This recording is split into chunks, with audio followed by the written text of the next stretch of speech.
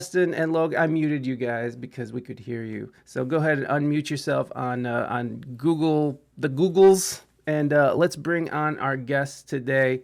Or I can unmute you, I suppose. Does Oh, that work? yeah, we're good. Thank you guys. You guys know what's going on. We All right. shall not be muted. Yeah. No one mutes baby and puts it in a corner. All right, guys. Everybody, put your hands together for Justin and Logan. Oh shit! Hold on. Of the Risky Biscuit Band. There they are. There they are. There they go. He's tapped into our stream. There it is. Yes, we're magically. We're It's in like, it. how do you do We've it? been fucking hacked. Yeah, well, it happens. You're out in the space matrix, man. Anything can happen. I got the power of Elon Musk and SpaceX on my side. Oh, I smelt that sweet musk. Sweet Musk. Lathery Elon lathery Elon. by Musk. It would be called Elon, yeah. It's Elon. Elon. That was Musk. that kid in E.T., right? That's Elliot. Oh. They We'll should've just named him go Elon. He should have been named Elon. Yo, Elon phone home. that dude is so brilliantly white. Have you seen those pictures of him with his shirt off? Like it's. Yeah, I had to go get my eyes checked afterwards. Yeah. Remember when old Trumpy stared into the sun? You know what I mean? It was kind of like that. You were like, He was actually, he wasn't "God staring into the sun. He was staring at Elon Musk damn." with his shirt off. That's what it was. Yeah, no, that dude is so white. You could tell that all that dude does is just like wear shirts and does work and like crunches numbers and shit. I mean, like this. Wears shirts. To be honest, Yeah, boy. I'm in the same fucking boat. And as JT has and King Solomon have pointed out, yes, I am wearing the same shirt because I put this shirt on right before the stream last night, and then I just slept in it and woke up today and Still kept good. it on. It's still well, good. I was actually, Like I said, you hacked the stream. I mean, this is hacking the stream. I was You're actually going to seeing it. mention it, but they beat me to it. So there's nothing. There's nothing Yeah. you could do. You're in. That was going to be my main bit. That was all. I had it all So, riding yeah, on this so shirt. For the next 2 hours, it was just going to be about Justin. I had one through line that I had, and that was going to be this. Oh my god. Well, thank you guys again for coming out. I really appreciate it. You guys, man, you guys are fucking killing it. You guys are I love what you guys are doing. I remember there was one point where you guys were talking about turning the stream kind of like or doing like a podcast type of thing on your stream. And like having music and stuff, but I feel like you found like a really perfect middle where you guys have this witty banter where it's like it's kind of like a podcast where you just play some songs in between and it's hilarious. You guys are all just funny dudes. So I don't know, was that something natural or was that something that you guys sort of That was the idea, I think, from the beginning, because Rashad and I had actually been on Twitch as like because we were gamers. We had been on Twitch for years at that point. And so we kind of knew Twitch culture a little bit. And Logan did not at all. Yeah, I was completely new to the whole situation. But to your point, like I think when we were talking about it, there was always this need to want to have the band come in and like do the full band thing. And then, but as far as how comedic it is, we were already doing. That was just like what we did before Twitch anyway. That was, I think, Kind of on stage a lot too. and that was a big reason. Like, I mean, whenever all of the shit shut down and we couldn't play with the full band anymore, we were still trying to find ways to do it. We were putting on porch concerts and doing all that stuff for the neighborhood, anything to get the band back together. And But I think we made a conscious decision in the beginning to not have like one thing I wanted to avoid was being just a band that you're like watching in their rehearsal room. Yeah. I knew that Twitch was a different thing than just like putting on a concert. it was different kind of medium. And so I specifically was like, here's how we're going to do it. We're going to sit down, we're going to have our own little stations, and then we're going to have cameras on all of us, and we're going to be able to talk and interact in a way that you wouldn't be able to do if we were like, say, standing up in a rehearsal room and you just had cameras on us while we were playing. It's going to be like, this is what Twitch looks like. Yeah. You know what I'm saying? Right. It's somebody sitting here like this with you, but we're just going to be playing music too. And then I think you're right. We did find a balance between you know, just cutting up and talking, which is just what we would do normally. Yeah, like I said, we would just and be around each then other. getting finding the right amount of songs that we could play over the 4 hours to kind of balance between them. Yeah. Because you know, we didn't want it to be just song. That was what we did when we were on stage. Is it was just song after song because you played in bars to keep people entertained and shit. Yeah, and we were out, to be honest, pretty slack even in our regular gig as far as like taking time in between songs and talking and shit. Yeah. But we would play 4 hours, but we would do like 32 songs. Yeah. You know what I'm saying? So now we do 15 to 18. Mm. So we do like and we're learning stuff. Like we're actually able to learn songs too. We did that on stage too, Logan. Yeah, but we did. But I mean, like to be able to be not only coherent enough to be able to, you know, convey how the song is supposed to go, even when nobody did know what the song was. How did we ever survive? I don't know. Well, listen, the fact is that when we started, it was like the owner asked me if I could put together a band for Sunday nights, and it ended up in this configuration after Maybe like 6 months or something like that. It ended up with this main crew, and then that was that. And when we first got up, we never rehearsed. I just invited my friends up. I was like, let's start playing music. He was just like, you just kick a tasty groove. All right, Yeah. 1, 2, 3, kick Go, it. go. Fucking god damn it. But fortunately, I Dog wasn't even the original drummer that I had up there. It was actually the drummer that was in Logan's band for the very first one. But then as soon as I could get Dog in it, because Dog's my fucking, I mean, we've been playing together since the 90s. So for us, I was just like, if I got Dog playing drums, we're fucking good. Yeah. Like we could all just kind of do whatever the fuck we want, and Dog's gonna be holding it down.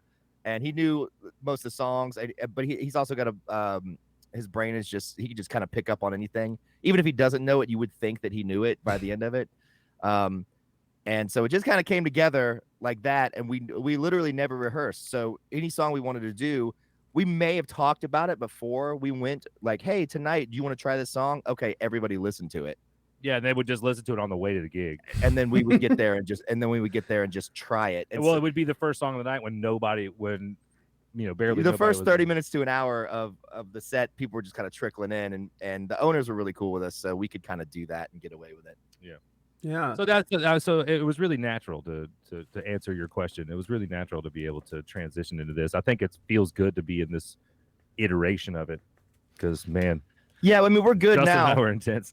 We're good now, and I mean, we were always having fun. I think that is like kind of the main thing. Is like I had just gotten out of a band where I toured for like 10 years in an original band, and it got like pretty high pressure because we were doing like original band shit and like flying out to LA and doing the thing that you do when you're trying to like make it as an original band. Yeah. It was like the pressure just keeps mounting and mounting, and you feel more pressure to like write better songs, do all this kind of stuff. And so when that was kind of like ending for me, I was like, man, remember when we just used to play like in our basement, like Nirvana songs, and we just had fun and there was no fucking worries in the world. We were just doing it because we fucking loved it. I would like to do that again for a little while. Yeah. I would like to just do that and just get on stage with my homeboys and just fucking play. And get good. Like, I mean, you got to do that kind of stuff. Yeah. And to be honest, I hadn't played guitar in a band since I was like 17. Until he started jamming with me. Until I started playing. What were you playing in your originals band? I was playing bass and doing like electronic shit. He was like the programmer. Yeah, I was like a programmer guy. My official title was button pusher. Button pusher. Yeah, that's what I gave myself. I called myself evil overlord and button pusher at Stokeswood. Every time you walked in the room, I'd be like, "Hey, button pusher, what's up?" Yeah, asshole. But it was funny because like I was probably the most accomplished musician in the band. As far as like playing, like, I could play the most instruments and shit, and then all of a sudden I'm just on a computer. Yeah. You did know how to play more instruments, and you, like I said, you were he did all the recordings. Justin did all the recordings, so he also had that sort of ear. Yeah, I was making the albums for us too. That's how I joined the band actually in the first place. My original band was, I just produced their first 2 albums, and then I just joined up halfway through the second one. What was the name of that band? Stokeswood. Yeah. Mm-hmm.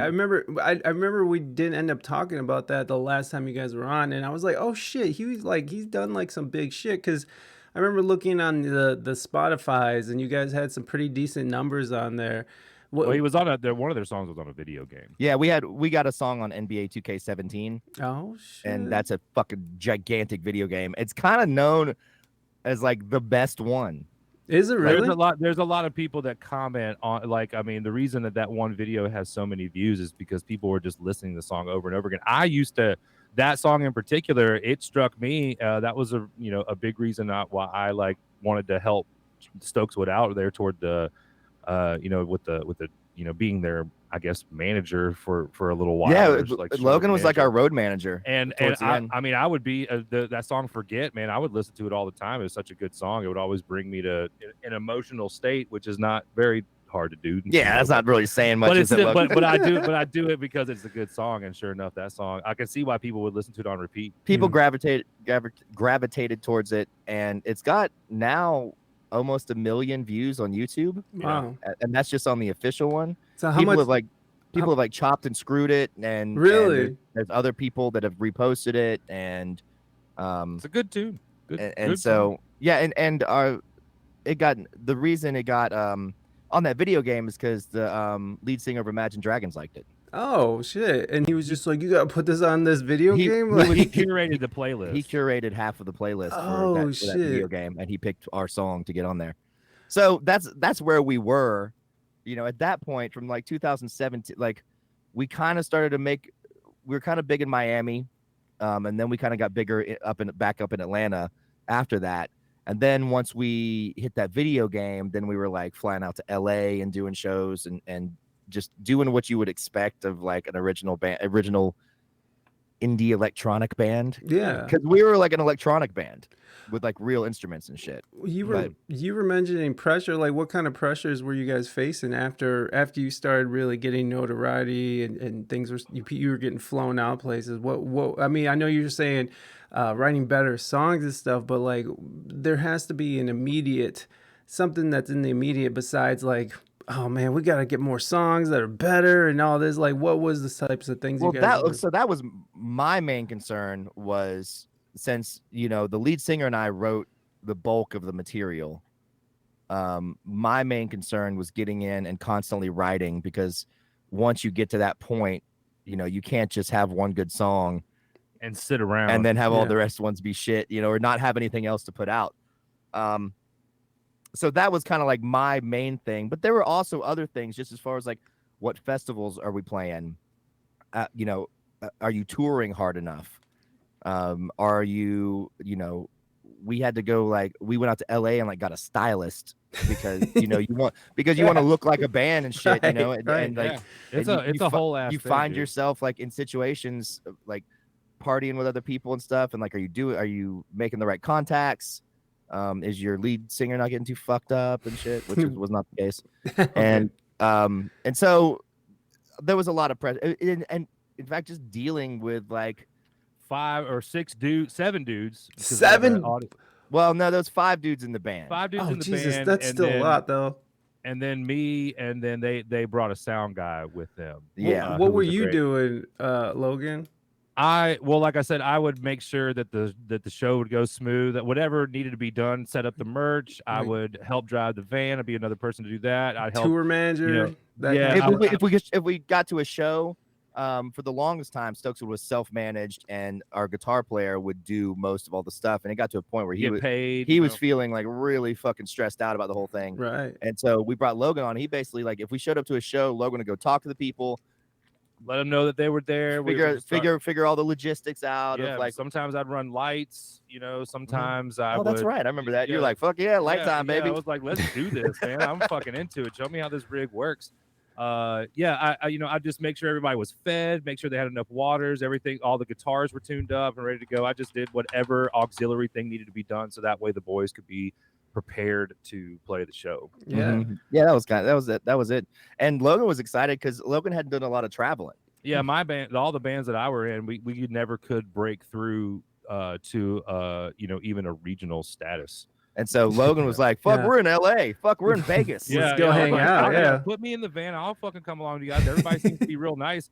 you know, and even like dealing with guys that have been hanging around each other for 10 years, you know, sometimes, you know, it'd be easier to have somebody to keep the peace, you know, especially, you know, I wasn't the tallest in the group by any means, but which is funny, odd but for you because yeah, but all the same, anytime that anybody was having some sort of issue, I could help handle it without the other guys having to, like, you know, really have a hands-on thing, because some of the shit was just, you know, normal it's stressful, band stuff, you know. Yeah. it's just you basically have people like living in a van, you know, traveling across the country, and it's like, and you're just struggling and you're trying hard to show up. And there was nights that I remember we played a show in Vegas, and then we didn't get to sleep afterwards. Really, we just had to get in the van and drive to San Diego, and then show up at a festival that we weren't playing until the afternoon, but we had to show up there at like 6 a.m. Ugh. And we did like a radio interview. And then all of a sudden we're like trying to find places to like sneak naps in before the show. You know, that's like, It's a constant. it's like you don't trade it for anything, because it's still like you look back and you're like, that's fucking insane. What amazing memories of doing that. But like, you know, it was work. Oh, never ending. Just and just like the stream too. I mean, now we're just you know, getting really settled in after this 2 years of being on Twitch to like, you know, what it takes to create content on this channel, because there is nobody else to really watch. I mean, we do have our favorites that are on the platform that we admire and we think that they're doing great things, but that's their content, and we have to look at ourselves, think about what we can do originally that still kind of, you know, goes into the kind of stuff that we want to do.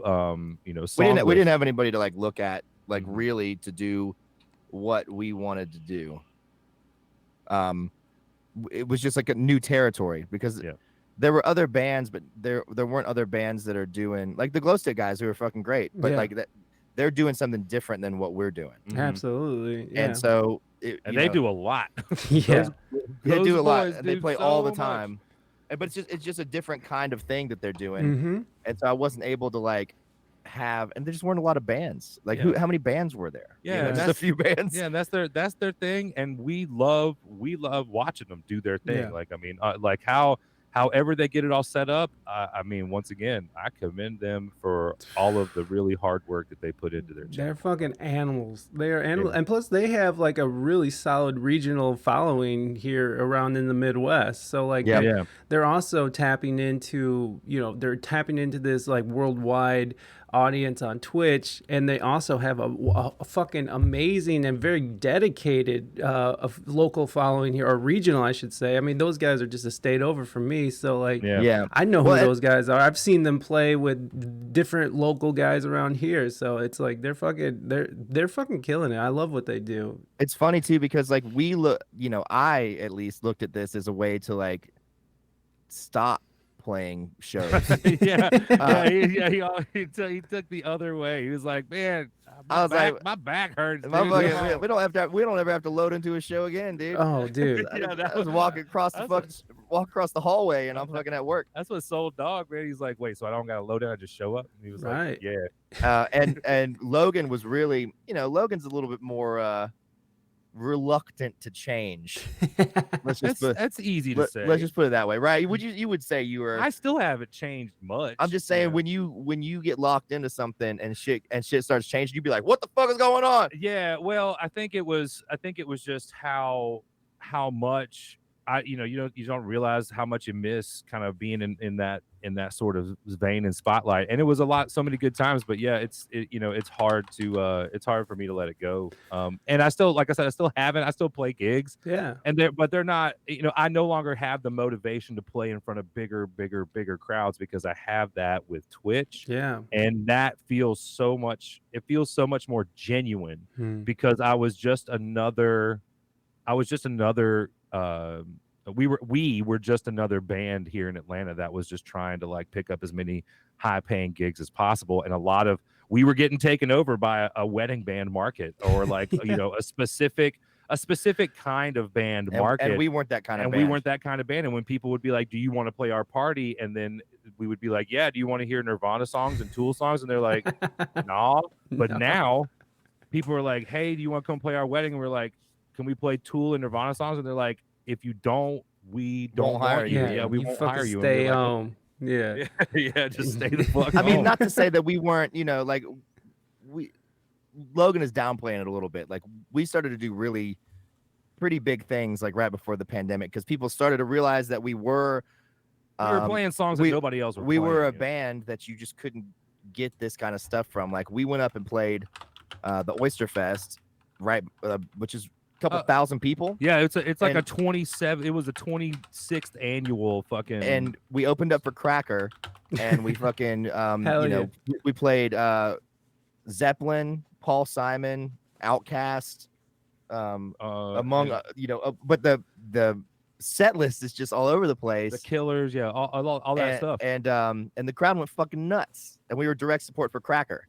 So this was like it's not like we were drowning. We were doing good shit. Yeah. But we've refined it even more now, I feel like, and kind of all of our tech, everything play to our strengths here by just like being who we are. Because we're just goofy fucks, dude. Like, right? We're not a wedding band. Right. You're goofy motherfuckers, man. Yeah, I'm not. Yeah, your boy agrees. Yeah, we're goofy. Yeah, we're goofy fucks, dude. I don't know how else to explain it. Like, we're very non-traditional lifestyle here. I'm not trying to be a wedding band. Right. I don't like getting into shit that is too normal. Like if I'm getting into some shit, it could be high paying. If it's too normal, I'm like, fuck this shit. It's like I don't care how much you got. I'm fucking out, bitch. Yeah. Yeah, this shit is too normal for me. I'm bored already. Like I'm bored. Like, what are we doing? Just fucking weddings? Okay, I got all this money. What am I gonna do? Yeah, I'm gonna go pay to live another life because you don't want. And the thing is like once you get stuck in that, like once you start playing high paying weddings, it's hard to get out. It's really hard to good money. It's hard to transition because you fill up your calendar with it. Mm-hmm.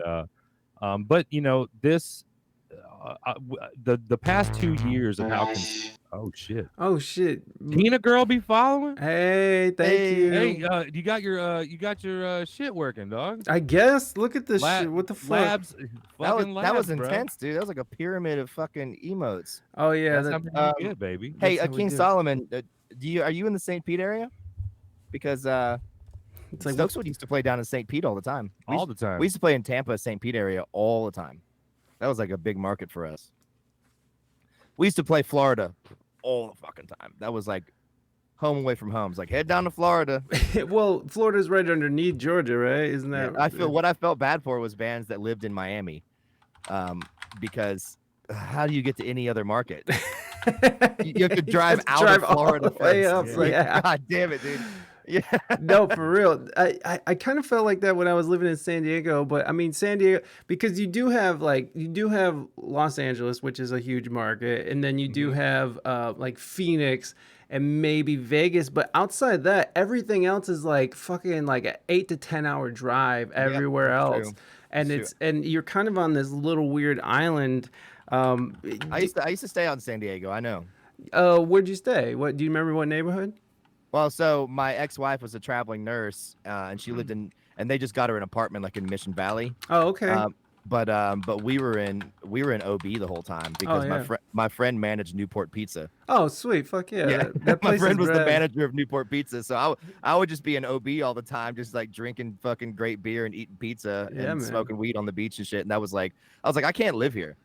It's a fucking trap. It's a trap, dude. I would get nothing done. The weather's perfect all the time. At least the water's super cold. Right. You can't just go swimming anytime. You can't just go swimming. But it's like the fucking city of day drinking. It's just like everyone's drinking during the day, barbecuing and shit. I lived in OB for 13 years, man. Did you live in OB? I lived right in OB, man. That shit was crazy. That shit. Yeah. So you know what's up with Newport Pizza. Then. I know what Newport Pizza is. It fucking I don't know when was this? What year? This was probably 2005 or something like that. Okay, yeah. This is probably around the mid 2000s, I would say. I forget exactly. I'd have to. I understand. Really go probably back in the banks. Lots of weed and lots of day drinking. But mid 2000s. Yeah, that's when I moved there. That's when I moved there too. So we might have passed each other one day. We may have. And my friend Sammy, who has a podcast on Twitch, she lived out there. The reason we ended up out there is because her and her ex-husband lived out there, and he was the guy that managed Newport Pizza. And He's the one that brought in all the good beer to the place. Nice. Yeah. Because they had the no crap on tap policy. Right. And so they would have no shit beers. Yeah, you know what I'm man. saying? It was well, all... and even like you said, Sammy's page is really great too. Definitely reach out to them. What's Sammy? Awesome. What's the name of their page? Inspired by Mystery. Mm-hmm. I think Sammy is one of the mods over at Roxy Gun. Yeah, So- well, we rated Roxy Gun one night, and the next thing you know, her and Roxy are like best friends. So I was like, Yeah. that makes sense. Yeah. Sammy's a habitual friend maker. Oh, Yeah. y'all love those people. Yeah. Inspired by Mystery, and their podcast is great because they talk about a bunch of You know what they are? They're like she always loved Art Bell. You remember Art Bell? Yeah, the fucking conspiracy guy in LA, right? She loved Art Bell. Coast to Coast. What was it? What was that called? Yeah, it was Coast to Coast. Dude, that shit was. remember that. And then the other guy ended up doing it afterwards, kind of took over, and I forget his name. Yeah, I can't remember. But they would just talk about anything weird. Yeah. They talk about Conspiracy they talk about shit, anything that, weather that tickles controlled. the brain. Yeah. The weather is controlled by gay frogs. Yeah, or like there's somebody be like a lot of ghost stuff. You Yeah. know, a lot of that kind Supernatural, of stuff. paranormal. or like Bigfoot shit or whatever the fuck. And Sammy's always been into that kind of stuff. So, But well, it's I've always argued with her about it because I'm like a grade A skeptic. But her and I have been friends for a long time. And the beauty is that Sammy, she has some of the you have some of the best conversations with her. She'll talk to you no matter how long it takes. That's what I'm saying. She's a habitual friend maker. I mean, she'll become your best friend if you let her.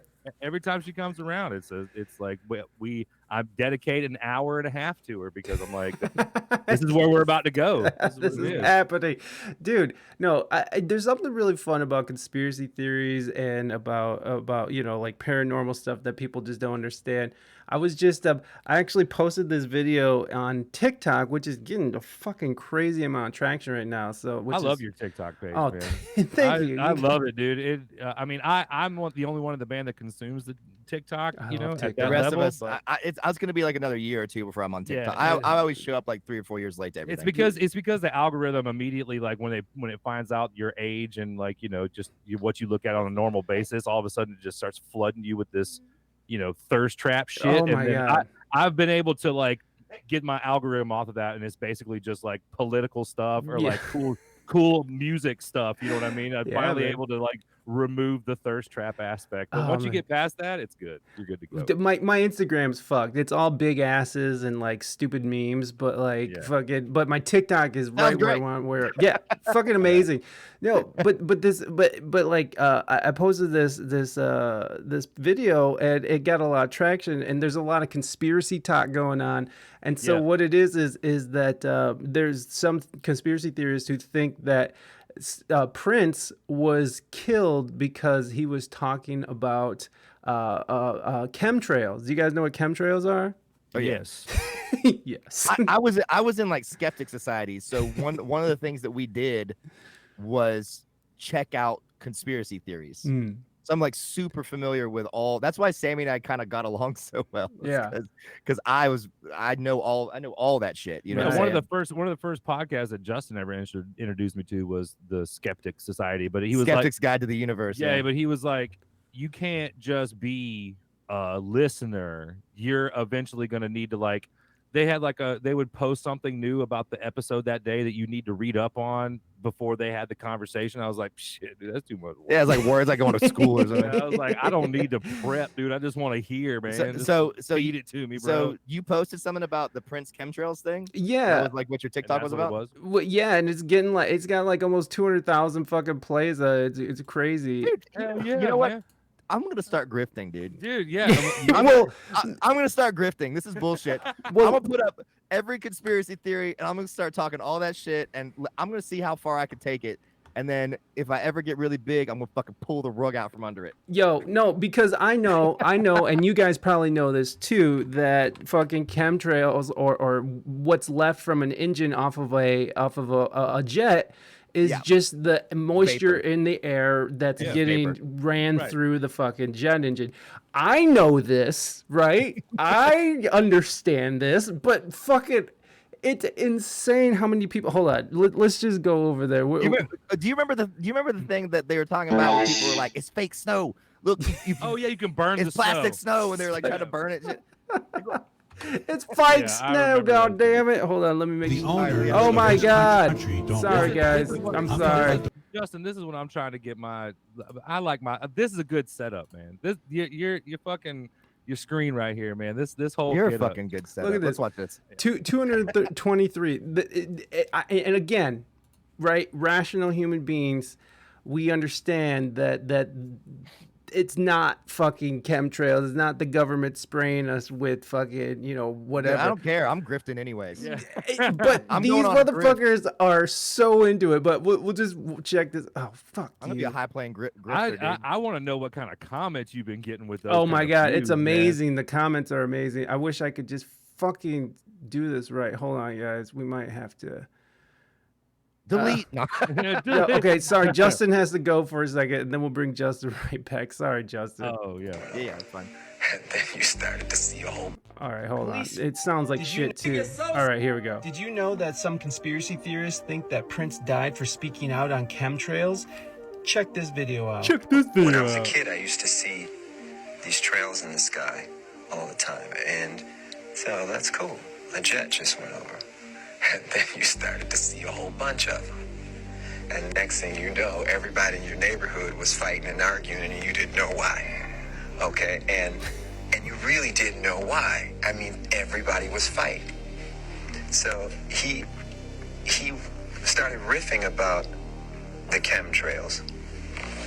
And he started to say things that Anyways, that's that. He's It started to make sense to me, man. Yeah, You know he- what? That shit works too. And you know what? I'm gonna take it a step further. You have to out crazy the crazy. you. I'm gonna start calling them dem trails. Damn trail. Oh, they're turning people. And into it's the Dems? Democrats. The damn trail. It's the Democrats Let trying it eat. to turn people in the LGBTQ alliance agenda, and the dem trails are It's trying. actually, what it's actually doing is cooling the world off. It ain't heating it up. Making the things colder. Look at these Yeah. comments though. Prince knew things before we wanted to see it. Oh yeah. This might be why everyone is so aggressive these days. And I'm like, ooh, I didn't even think of Oh, that. yeah, man, the anecdotal neighborhood. that Breathing you- them dem trails. them goddamn damn trails turning the frogs gay. Yeah, look at it. Oh, I believe this 1000%. And I just want to make it clear. I don't believe that Prince was murdered by the government or the powers that be. And what's up, Morby? Welcome in. I don't think that he's been murdered by the government because he was speaking about chemtrails in 1998. Okay. Yeah. I think he was murdered by the government for speaking out against the moon landing. No. Yeah, exactly. Well, he could have been It murdered. was really his comment about pancakes. You know? He was just too good of a You, basketball you- player. you know what they say about out crazying the crazies though? Like it's like if somebody's like, "We never landed on the moon," and you're like, "You believe in the moon?" Like you have to one up them every single time. Right. We haven't left Earth because it's flat, bro. It's fucking flat. Where the fuck you been?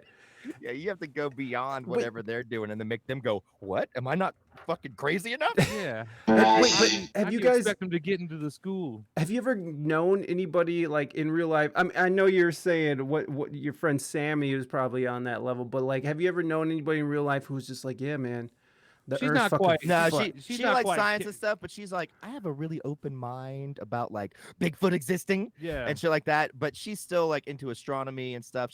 I'll give her the credit where credit is due. She doesn't do astrology. Yeah, she doesn't do And but she does would have but she does believe in like energy. You know would what I mean? The expect energy. her. I would expect her if I started talking to her. I would expect her to believe in astrology because astrology is like the fucking base level. You're meant to That's be- like how you get into weird stuff. That- It's that- like I just heard someone call it fucking racism light because you can sort of write somebody off because they're he's a Leo, so he fucking you can't trust them. I made that case. I make that case all the time. I'm like, imagine if like somebody was just like, commented on like, well, you can't trust them because they're from England, Right. or just Yeah, so like yeah, because so- of like where you were born or when you were born. And then imagine if they just started saying that because of your nationality or because of the color of your skin, and then all of a sudden you're like, oh, it's dangerous. Yeah. Yeah. Yeah. It Oh, it's can. dangerous. Yeah, it's like, dude, you got blue eyes, man. He's a blue-eyed devil. You know that Yeah. it comes around. And by the way, blue-eyed devil is a real thing that's spoken by a group of people to For sure. refer to another group of people that Mhm. they don't trust, which Yeah. for good reason. But it can still, it can be used. I feel like astrology is silly enough, and it's like that it would probably used to be used like that a lot more. Well, you know, yeah, hundreds of years, because astrology was like the first shit. Astrology was like primitive man. I say primitive, like man, a long time ago. right. Looked up and was like, oh, things Stars. were moving in like predictable ways. Like Stars, man. something. Stars, man. Something's Stars, going man. on. Hey man, look at them. Fucking Hey, you stars. want to think about what them stars mean? Yeah, let's do that. That was kind of the first thing, and it actually, it's kind of like known as like the first religion thing, and you'll see it steeped in early religion. In fact, Mazel Tov means may your planets be favorable. Oh, Jesus Christ. It's true though, like, but and then if you look into Christianity too, it's the same thing. It's like all astrology steeped. Age of Aquarius, the fish, all that kind Yeah, of shit. yeah. It's really interesting, to be honest, because you see like a progression of like man just trying to figure shit out. I love Right. this. In the future, the sign wars. That's fucking good. The sign war. The sign wars. Well, I mean, the way things are going right now, there's so many people who are rejecting the idea of religion that it's becoming a religion in itself, right? Like atheism has become sort of it's religion on its own. Even if you want to say something like wokeism, I guess, if you want to say like that's become sort of this religion where people sort of buy into. You can't question the deities. You can't, you have to buy into things that aren't necessarily true. But I think the ideology you goes start to against. think about like groupthink. Yeah. You know? Yeah, And in anytime there's everything- anytime there's Aliens. an in group, they try to protect that little web of beliefs. You know, so yeah, it's but- really and, easy and to then do that. then it becomes a promotion kind of thing. And as far as like aren't we all just supposed to get smart? Try to be a little bit more, smart about our decision making in general. Like, Yeah. what is it that really like motivates your life? And if it seems like it's an unanswerable question to you because you need time to research and do all that stuff, then maybe you should find something else that you were good at beforehand, and focus on that. I think And, or it's just an entertainment sort of thing. I think of it like a lot of it is entertainment. You know what Yeah. I'm saying? A lot of people like Something like do to pass the time. And it shit, feels good to be like feel like you're part of a group. People like humans are like really into that. Mm. I mean, even if it's like being really into a band. Yeah, there's You know what I'm saying? I mean, hell, dude, I know There's tons of people whose whole identities revolve around being into a band. yeah, Fish, fucking Marilyn. Look at Marilyn Manson. Look man. at you with Look at me. John Mayer. Yeah. I don't follow his ass around, but yeah, look at me. I'm a living, But- breathing example. But I love the Dead though. Like the Dead is amazing. Yeah. I also love the Dead. yeah, But- but that sort of thing, Right, right. like to that point. But that I'm a point being like deadhead, being part of a group, and I think that like with just about anything, obviously, you can take anything to an extreme, and as far as like disproportionate cultural pushbacks against stuff, like you can kind of see the wokeness thing as being a disproportionate pushback against like a lot of fucked up, crazy, conservative Christian shit. That they're- Absolutely. Dumb, You know what I'm dude, saying? Or So- saying ignorant. It's like I always you say- like anti-wokeism. It's like, dude, just fucking accept Well- somebody for existing, dude, or accept something for existing. That it's Yeah. like true that it exists. But like Christianity, the ideology gets pushed on you so far that they start coming for you. Like Christianity, there's been lots of wars, murder, even Islam. Well, There's they been wars, and then in this culture war now, we have the sort of this woke ideology that's being pushed on people. And again, I agree with what you're saying, Justin. Is that maybe we do need to take a step back and pay attention to what the fuck we're saying to people, how we're acting with people. I don't think there's anything wrong with that, but once it gets to a point where they're canceling everybody and you can't say this and you got to believe this certain set of rules or else you're out of the group and you're no longer you're Oh, dude. Yeah, that as, well, as longer someone, as valid. someone who is like a radical leftist, I know being on the left Like Scientology, is really difficult because there's so many small in groups, Mm. and like if you don't virtue signal the right way, they right. might be like, you're fucking out. But there's Right. no out. Like Right. everybody There's no believes out. everybody believes something a little bit different, and if you judged everybody by like the smallest little beliefs, you could be like, get the fuck out of here. You don't believe Yeah. this one thing. To me, it's like when really like you know, you see a lot of like for instance, like the right is cool with, they're like, we don't give a fuck, we're all on the same side. They could have disagreements all day long, but they all like vote the same. But like the left is like, nope, sorry, you disagree with this one thing, so Yeah. you're fucking out. You're not left so- enough, bitch. Yeah, it's like that though. Yeah. And you know, I consider myself like pretty far on the fucking left. Me too. Yeah. And like probably more extreme than most people. and fair enough. and I would say that, like, you know, people could shit on me for all sorts of views, you know, and I could probably do the same. But I mean, I try not to. I feel like I'm a little bit more tolerant than I probably was in my 20s about my beliefs. I don't give a shit as long as it makes you a cool person. I don't care what you believe. Yeah, You can believe in Bigfoot and all that shit. Right. That's why I love Sammy. I'm not gonna shit on Sammy because, like, I don't care what she believes. She's cool as fuck. She can believe whatever the fuck she wants. Like, and that's the whole point. You believe whatever the fuck you want when you start pushing that shit to get somebody else to believe the same as you. Right. Not come up with not come up with like a rational way to believe that. That's when I believe. I was gonna say when you're like, oh, you know, so the religions, you know, being forceful. I'm like, they have like pretty aggressive recruitment policies built into their books and shit. Yeah, for sure. You know, they're like built in. They're like, hey, go out and like get people in on this shit. We ain't paying taxes neither. But yeah, no, it's cool. I like how Sammy's podcast has infiltrated the thing. We're like, what do they talk about? All sorts of crazy shit. Let's go. Yeah.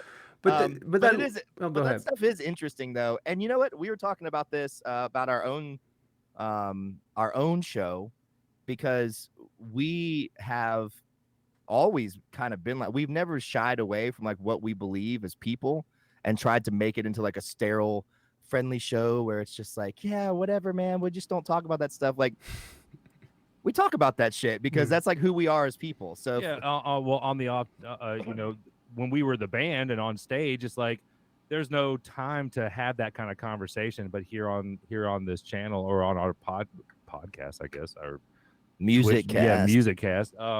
You know, we are able to have that kind of conversation. You know, because we would have it anyway if we were in this setting anyway.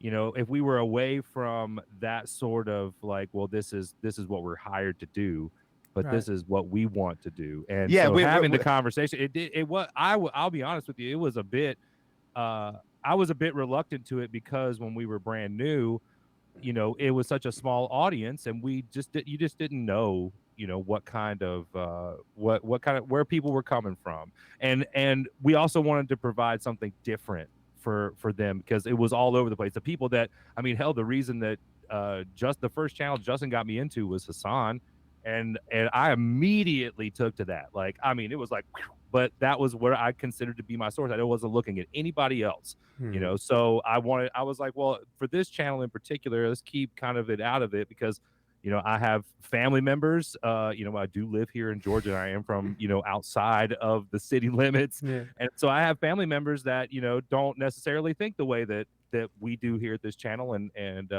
And so that can be, it's definitely for me, I was like, well, these are the only people that we have, and they're there to watch us play music. It was still during the pandemic, so nobody was going anywhere. And so I didn't want to jump so quickly into it, but there was the shift happened not too long ago for Logan. For me, I've always kind of like Justin would hop in and say things if it gets brought up. You know, I wasn't necessarily bringing it up, but I'm even my approach at confronting that sort of stuff. Even when we played out, I really didn't put up with shit. You know what I mean? So That's true. And just not too long ago, it's just like I was just over it. I was just over feeling this way. I was over feeling like I couldn't express myself. And then when I finally did, although I did take it over the top, I don't feel like I insulted anybody, but I definitely was very, very vocal about how I felt about police, that night, and how I felt about SCOTUS, and I felt better after I did it. But it did create. I don't think it was because of me, but It was because of you. It did create some like backlash when it came down to like we had somebody on Facebook call us like the most un-American band. Yeah, un-American, anti. We're in an American band. And Justin, Justin went and had fun with that, but it was just one of those like gray names, and it was just like, where the fuck is this coming from? I think the point is that to get back to like the original thing is like we wanted to do something that was like half podcast, half music, focusing on music, obviously, because that's what we are. But we wanted to also be like authentic. And so with that, it's just being who you are. We don't shit on people in chat for their beliefs. Once again, as long as they're cool, right? They can believe what they want to. Like, if they don't, I tell people, I'm like, I don't give a shit. I mean, if you want to debate me about it, you can, but just let it be known that if you don't bring it up, I won't bring it up. And we're good to go. Like if you don't say dumb shit in our chat, you're good to go. Like I don't care. If you don't come in and be like, I mean, we've had it's pretty rare, but occasionally somebody said some really fucked up shit. We're like, well, you're certainly banned, like you gotta go. Get out of here. There's no way that we're gonna be able to do anything with you. But we try not to harp on it, and I definitely like to let people know that, like, hey man, as long as you're acting fucking cool, we're gonna express our beliefs. If you got a problem with it, you can take it to Twitter. Yeah, you can take that shit to Twitter. That's the sanctioned area to talk that kind of shit. Yeah, we've come to a consensus that everybody in the entire internet universe all knows that Twitter is where you talk the most shit. That's where you're supposed to do that. Yeah. Don't bring it here because we have the microphones. We'll shit all over you. It's not. It's not fair here on Twitter. We have an equal footing. Yeah. Maybe other people can join into your comment. Yeah. But I think that I think that you can't be afraid of that kind of shit if you're trying to do any kind of like real podcasty kind of thing, because people, especially on Twitch and in like the streaming, they can sniff out when you're not being authentic. Yes. When we want to be. When it's too contrived and you're just putting on a show, and they're like, who the fuck is this person? Because part of Twitch is just very voyeuristic. So you can shy away from it. And the fact is you might say something that a lot of people fucking disagree with, and you get shit on for it. Yeah. Huge streamer. I mean, the political side of Twitch is like relatively big. Yeah. There's some big. Fucking Hassan's one of the biggest, and he's mostly politics, right? So that's like a whole other thing. He made comments about fucking 9/11 and got banned on Twitch for a while. It's like this shit happens sometimes because if you're, but I think as long as you're being authentic, like the people are like, well, at least the motherfucker's being authentic. It means something. If you did something wrong, you can own up to it, and hopefully you don't like get canceled too much. But once again, if you're not, to Justin's point, if you're not authentic, then the people that are in your chat don't feel comfortable, knowing that they're following somebody that isn't authentic. Yeah, you're just doing like a scripted show. Like, oh, I can't say this or I can't say that, because Lord knows a lot of shit I say could be canceled or whatever. But the whole canceled thing is like, nobody knows. We don't know what the fuck we're doing here, dude. That's their own shit. I'll cancel somebody, they cancel me, we'll all cancel each other, and then it won't matter because if everybody's canceled, nobody is. Yeah, there we go. You know what I'm saying? If everybody's canceled, like nobody is. Like there comes a point where like it just doesn't even matter anymore. What's the John Prine line? The fucking we'll forgive you till you forgive each other till we both turn blue. Yeah, and we'll whistle and go fishing up in heaven. And somebody's like, heaven? What? Heaven? What the fuck? Canceled. Same-o. Welcome, buddy. It is a weird time, where here's the thing that sucks about it. It's like, who is making these decisions on what's okay to say and what's not? That's where I'm. Well, I mean, but nobody does, right? See what I'm saying? Like, the problem is that today, you can have like 10 people who are really vocal on Twitter, and people are like, it's a movement. And so, and you know, a movement used to be like thousands of people would have to be like in the streets. They'd be like, oh my God, they're going crazy. So I think that it's kind of a manufactured thing. And I think that people need to stop reacting to it so heavily. People be like, they're canceling Dave Chappelle. He's done.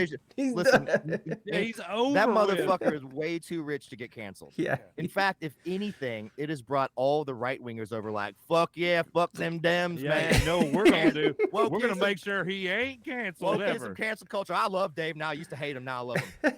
You know, because like their whole identity is wrapped around like hating a specific group. Yeah, Right. at that moment too. Yeah, it's So- like, oh, they told me to hate. And you hate, know, hate. I think Dave Chappelle is one of the greatest comics of all time. And Me then too. I also have some criticisms about his language surrounding trans people. Absolutely. You can have both of those Yeah. things. You Two things can be criticize something, possible at once. Yeah. But you know Yeah. what? They're like, he's canceling him. You know how many people were protesting outside of his show at that last one where they made it's been such a big stink? Yeah. 15 15 people. Yeah. 15 people. Yeah, So- you remember, so- once again, does anybody remember when they were protesting out in front of Marilyn Manson concerts? I Like, do. dude, fuck off, dude. This shit has been going on forever and ever and ever Right. and ever and ever.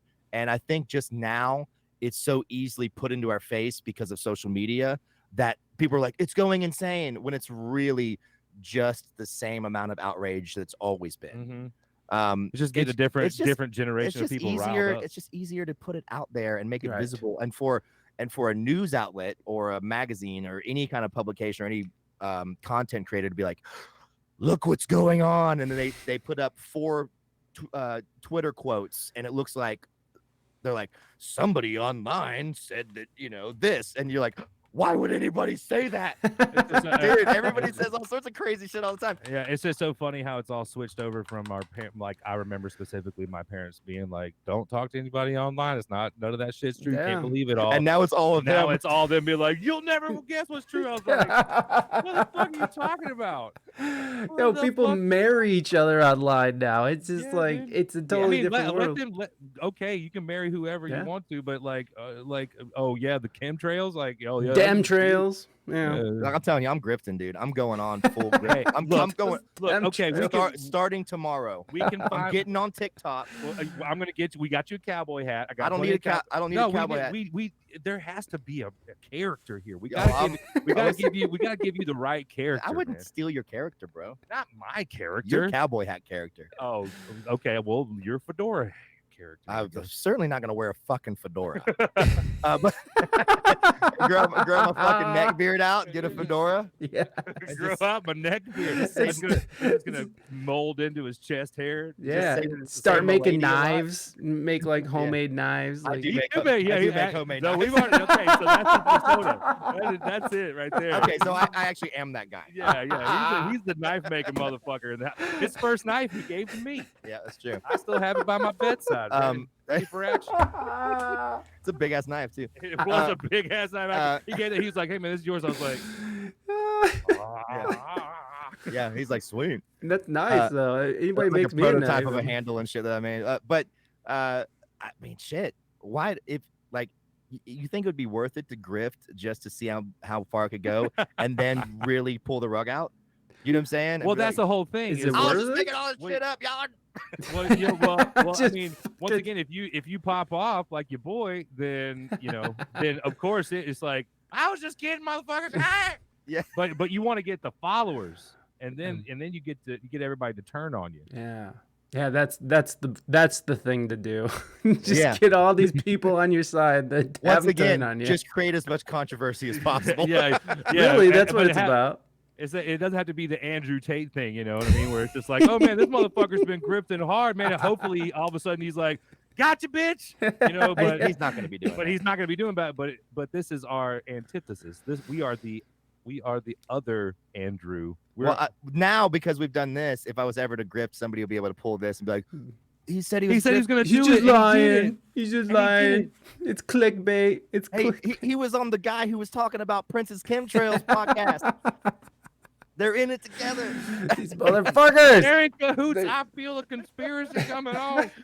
Their dem trails got us. The The dim trails. man. The dim trails. It wasn't real. I'm gonna link to your video and call them dem trails, and I only See, hope. it's gonna be his only- first comment on TikTok is gonna be on your page. Be It like, was the "Dem dem trails.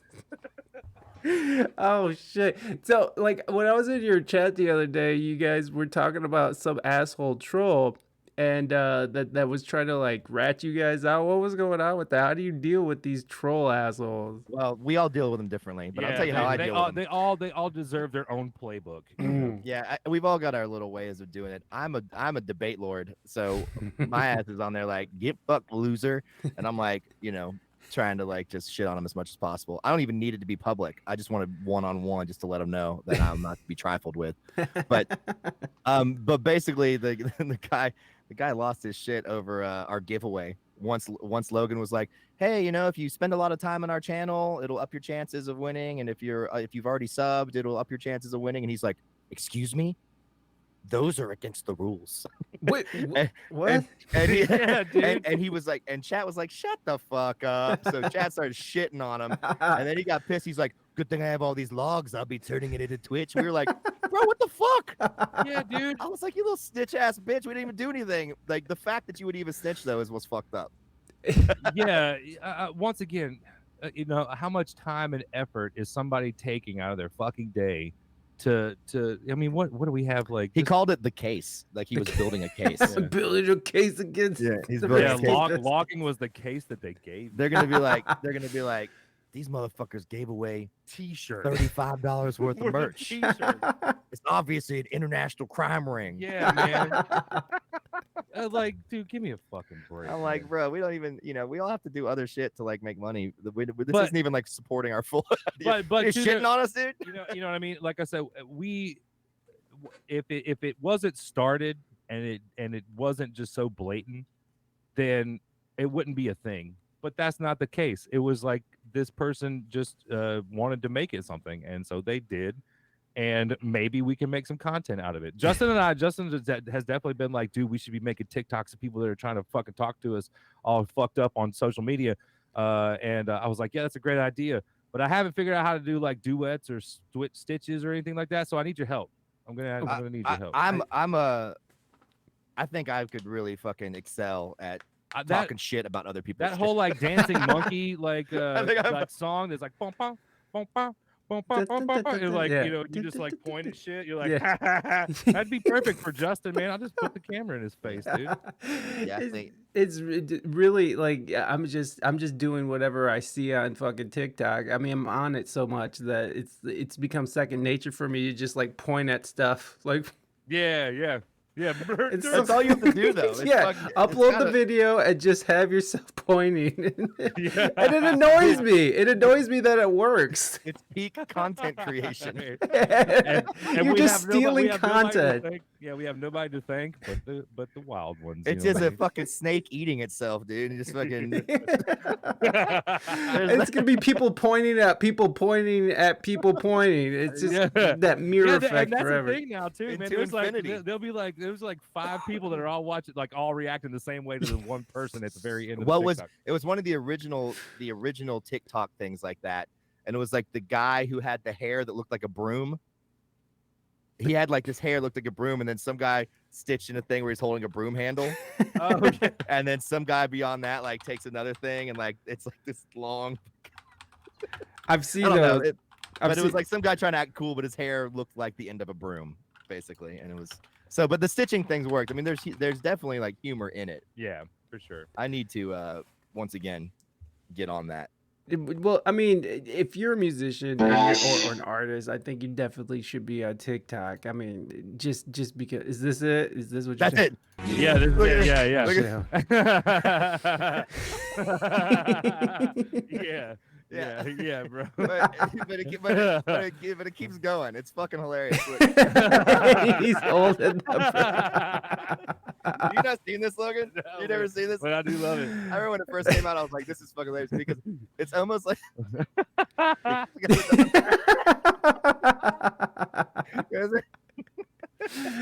Oh shit! And I mean, it just goes on forever where it's like an infinite fucking regress of just He has a vacuum cleaner. we got a vacuum. Oh my god, this is just ridiculous. And like, look at how long it is, dude. It's a fucking like 10-minute compilation.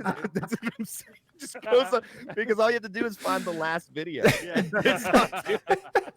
It's a fucking stool and a guitar. Yeah, it's For amazing. fuck's sakes. But this is good. This is collaborative content Right. creation. Like Even us reacting to it right this now. is, I mean, and to be Exactly. honest, this was kind of what Twitch originally was supposed to be. Was you like doing stuff with other people, like collaborative posting. That's like what the whole thing. You remember? I remember when the first ads came out for TikTok. I was like, what the fuck is this dumb shit? But it was like two people like singing a song together. Right. That was like the original commercial for it, or ad or whatever. That guy's got a mattress, dude. Which I do love. That guy's got another person on it. Yeah. Good luck. They're just like, oh yeah, good luck, bro. It just goes up forever. It really You're does. literally talking like millions of people who all have the ability to fucking. Oh, perfect. No, What a- fucking they turtle. one. Was that a tortoise? Oh, that's great. Oh shit. That's what, of And course, so, that'd be where it and is. so if you have a tortoise, now you be like, hey, I got a tortoise. I can get onto the end of this thing. Right. It's fucking hilarious. But I think it's. I mean, I think it's great. I don't have anything against TikTok. I'm just late to get on stuff. Well, it's the fucking Chinese stealing our data. It's the Chinese satellites falling into the ocean. But for real, the Chinese, it is a Chinese company and they are stealing our data. I don't know what they're doing with it, but they are. Listen, Nothing against the Chinese people. I love Chinese people. all data is being appropriated and stole and used to market to you. Yep. Make no mistake, there is not one company that has any kind of social media presence that isn't taking that data and selling it to advertisers. Yeah. I mean, that is like probably where they're making most of their money. And we could take it a step further. Like I have a Fitbit on, and I'm a big fat ass, and like and they take that data specifically from my health, and they can actually sell that to insurance companies so they know how to insure you. And what so that information is just out there. There's a profile, like a data profile on but then you people. could think about ways to like fuck them up. You know what I'm saying? Get like a really fit friend to wear it for like a long time for you, but have your profile be like, hey man, will you hold this for me? Try to get my insurance rates down.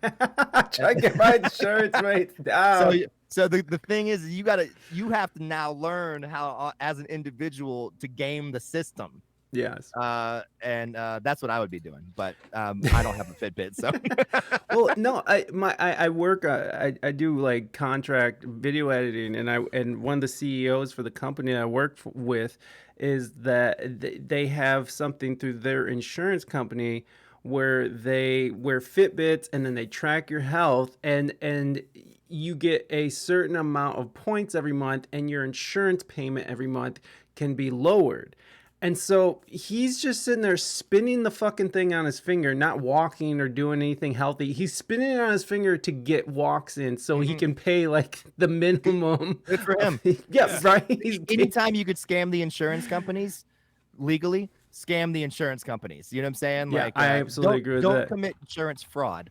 But if there's a way to like scam their data collection and fuck their shit up, fuck them up, because fuck insurance companies.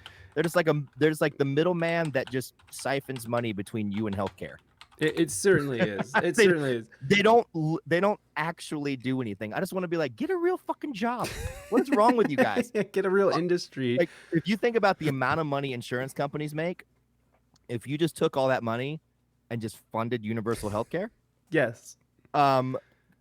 nobody would pay anymore because you're already paying it to the insurance company. So Or if we didn't bail out corporate bailouts to fucking all these shitty corporations, trillions of dollars, and we could easily give everybody fucking free healthcare. Oh, yeah. yeah. Oh, And education, so we don't have a bunch of assholes. Fucking... education being and stop doing education by zip code.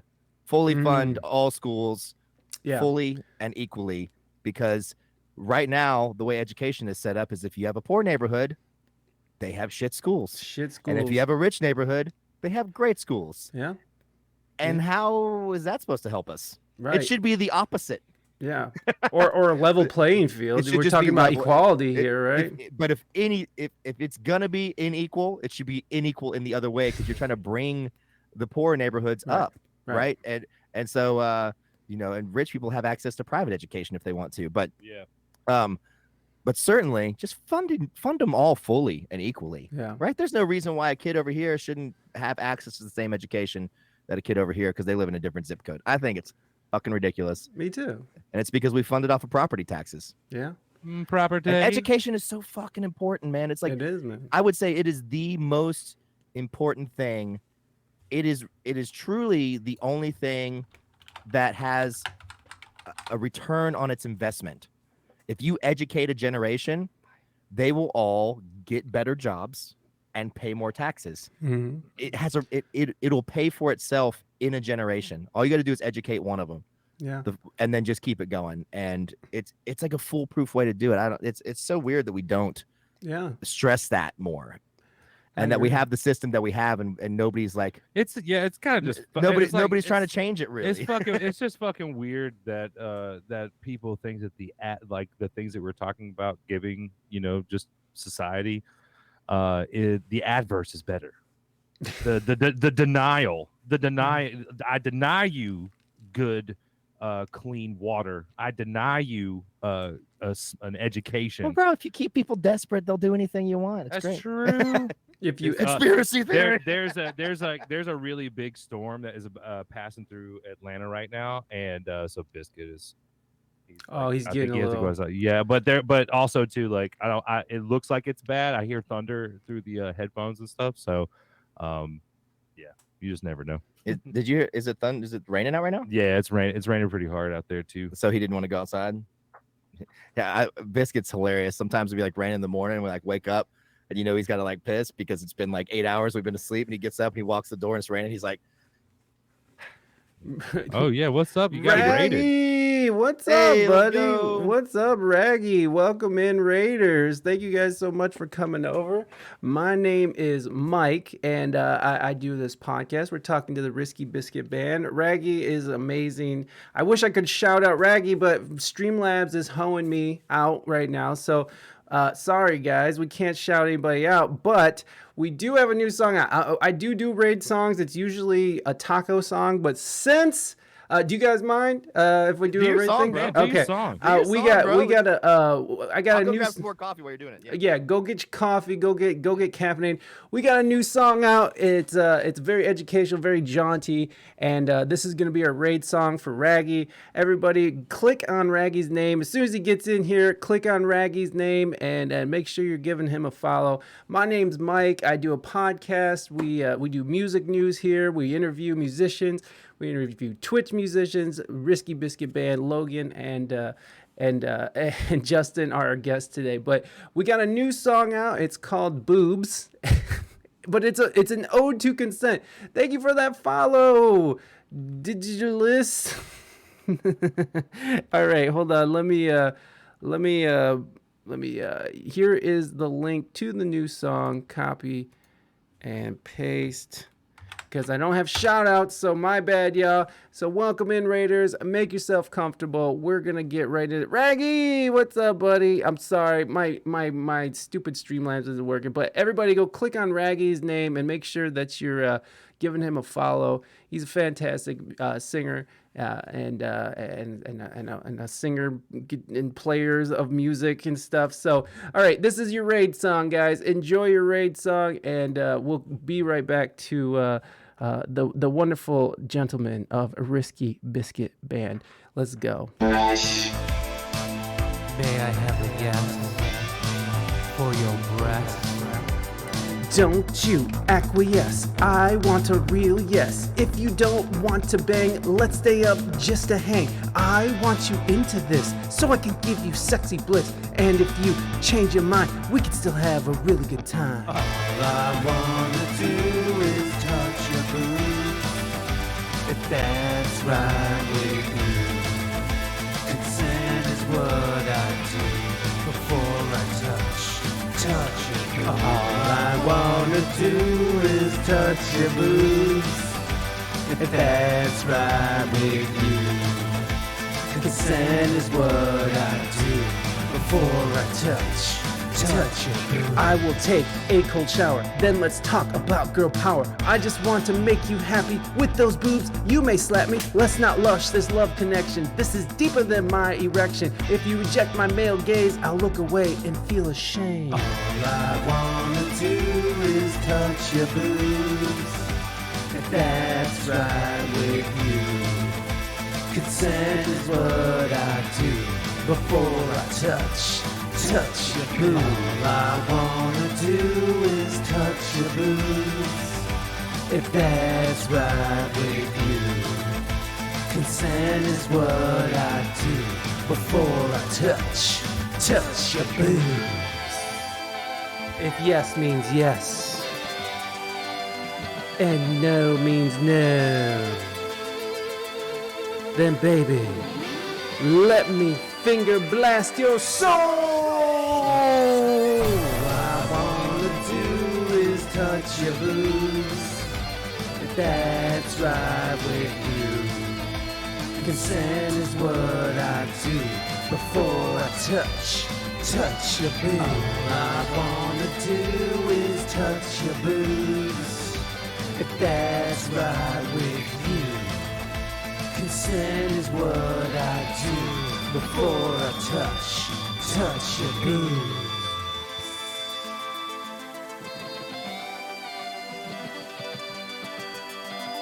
May I have a yes to grab them breasts?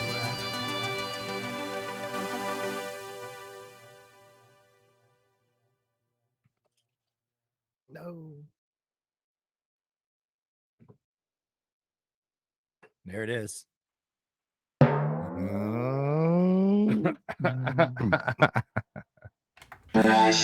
All right, welcome. Thank you guys for rating Raggy. Thank you so much. I appreciate it. Again, everybody, go make sure that you're clicking on Raggy's name in the chat and giving him a follow. He's a fantastic singer and music streamer here on Twitch, and very, very nice human being as well. We will follow. Yeah, we'll follow. I'm followed. You make sure you follow. God. I already did it, Logan. Oh, okay. I'm one step ahead of you. All right. Hey, oh yeah. So I don't even know what we were talking about beforehand, but It's all good. It's all good. Now we're talking about boobs. And again, if anybody is interested in streaming that song, add it to your favorite streamers playlist and get it in run those numbers up. Daddy needs a new pair of shoes because I get 0.0 dem trail. We were talking about dem trails. Dem trails, yeah. I'm talking about going full grifter. What's a Biscuit Q&A? If you guys got questions, I was about to say, if anybody's got any questions for us about anything, I did see that earlier. Someone had a question about RBB memes. I didn't know what RBB memes. Well, it's basically whatever dog picks up off of the videos that we put out. I mean, it depends on what what happens in the stream, what our chat picks up, chat picks up on, and what becomes funny. But I mean, thank you for the follow, Scar. Yeah, some of the earlier ones was like chat's butt. Mine in the early days, mine was negative vibes only. Negative vibes only. Because so many, how you. Oh, hello, Thunder. Yeah, so sometimes you like go into like streamers' channels and it's like so positive that it's like almost disingenuous. Yes. And you're like, God, how much positivity do you fucking have? It's horrible. And we're like, and I understand, that's, sometimes you want to be in a really positive place. Yeah. I decided early on that was not us.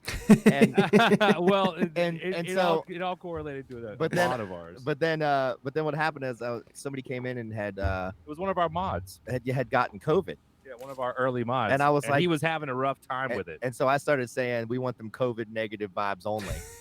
And so it just turned into negative vibes only instead of positive vibes only. So that was like, we have coffee mugs that say negative vibes only. Yeah, I think they, one of our mods, it was like, because it was the meme in our channel, one mod was out sick, and then the other mod, because we'd all made friends, made us these cups. And just sent us these cups that said negative vibes only in honor of him surviving COVID. King Solomon wants to know about the chili dog story. Well, that's an interesting story. So the chili dog thing, because I like John Cougar Mellencamp so much, it just so happened that I found that meme where the guy was just saying chili dog the entire time, singing the song, and I showed it to Justin. We laughed, and come to find out, it was somebody that Human Juke knows. Yeah, he's friends with him. Yeah, he was like the guy that came up with the original video of the sucking on the chili dog thing. What the fuck is he- sucking on Danny- the? Okay, so so in the John Cougar Mellencamp song, there's a line that says "sucking on a chili dog outside yeah. the Tasty Freeze." Right? Okay. But yeah. but this guy would sing the song, and then when he got to that part, He was just saying chili dog the whole he would sucking on he chili would be dog. like sucking on a chili dog, sucking on a chili chili dog, dog. sucking on that chili dog, Dog. sucking on a chili dog, and he would just from as soon as you hit that, it's the words are sucking on a chili dog for the rest of the song. Yeah, the whole rest of the song. He did a whole thing for it, and it was so hilarious. we started. Logan just saw it one time randomly, and we just started doing it. And then Logan started doing the crop top thing, and so it was Logan in a crop top singing, Talking singing, about sucking on a chili dog, and our chat went crazy, and they like wrote out long things for it. And we have a chili dog emote, and it's just like a Yeah, I think this is the guy. Yeah, and it's yeah, just, this is the guy. it's fucking hilarious. And that's Jack and Diane. That's Yeah. the original song. So that's the story of sucking on a chili dog for sure. Well, now we Yeah. gotta just know what's Yeah. going on here. yeah. And let's get DMCA'd, everybody. Let's go. Yeah. Little ditty about Jack and Diane, two American kids growing up in the heartland. Jackie's gonna be a football star. Diane's debutante backseat of Jackie's car. Instrumental interlude. It's coming. Yeah. This is great. Sucking on a chili dog, sucking on a chili dog, sucking on a chili dog, sucking on a chili dog, sucking on a chili dog, sucking on a chili dog, sucking on a chili dog, sucking on a chili dog, chili dog, sucking on a chili dog, sucking on a dog, sucking on a chili dog, chili, sucking on a chili dog, sucking on a dog, sucking on a chili dog, sucking on. So we made our own version. We don't even do it exactly like that. It's kind of funny. Yeah. So we started just doing that, and then we say suck on. We're like sucking on the chili dog, sucking on the chili dog. We suck on. Suck And on. so, and so that became like a whole. So that was that meme for Yeah. sure. I see. And So let's. I love that on the iPad, all the words are sucking on a chili dog, so he can keep track of his lyrics here. That's amazing. It's beautiful. So let's see, Uncle Star, who is Biscuit's favorite member of chat? If Biscuit had thumbs, which kitchen cupboard would he open? Do you think Biscuit would be in a band if you were a human? If so, instrument. So many questions. I would say his favorite person in chat. Huh, that's a tough one. Yeah, I don't know. there's so many. There's so many. Whoever that- gives so him the many to pick most from. treats, I mean, is that? I don't know. Well, you no, know, I mean, he I don't. perks I up- don't know if he could be pandered to like that. I mean, he can't be. Biscuit's not one to be bought off. Yeah, You know. but so but he is everyone's friend. he is everyone's He is friend. He's so cute, truly though. the He's gr- so He's cute. the he's everyone's the dog. royal friend. It's clearly me. She says. So if Biscuit had thumbs, which kitchen cupboard would he open? The one that has the treats in it. the food and the treats in Yeah. it and stuff. No, probably not the treats. He would, whichever one had the human food in it. Yeah, Mm. yeah, definitely the refrigerator. Yeah, Scar is a habitual loaded questioner. Yeah, and and then do you think Biscuit would be in a band if he were human? Hell yes. And what instrument would he play? The drums. Yeah, he'd be a drummer probably. He would definitely be a drummer. Why, but he why do would you be say in that? Well, when Biscuit gets excited around us, he does this thing. He like And so he he- stands up on his yeah, back legs. Yeah, he'll be like, Aw. or like when he like ducks down, he's always going. Yeah, he's very handsy. So yeah, he's super handsy. So I feel like He'd play the bongos. he'd be a percussionist. He'd be a percussionist in a reggae band. Yeah. Yeah. Dude, fucking, I miss my dog so much. Like, how old is Biscuit? He's as old as the stream is. Yeah, wow. I got him at about. Well, he's a little bit older, so he will be 3 in January.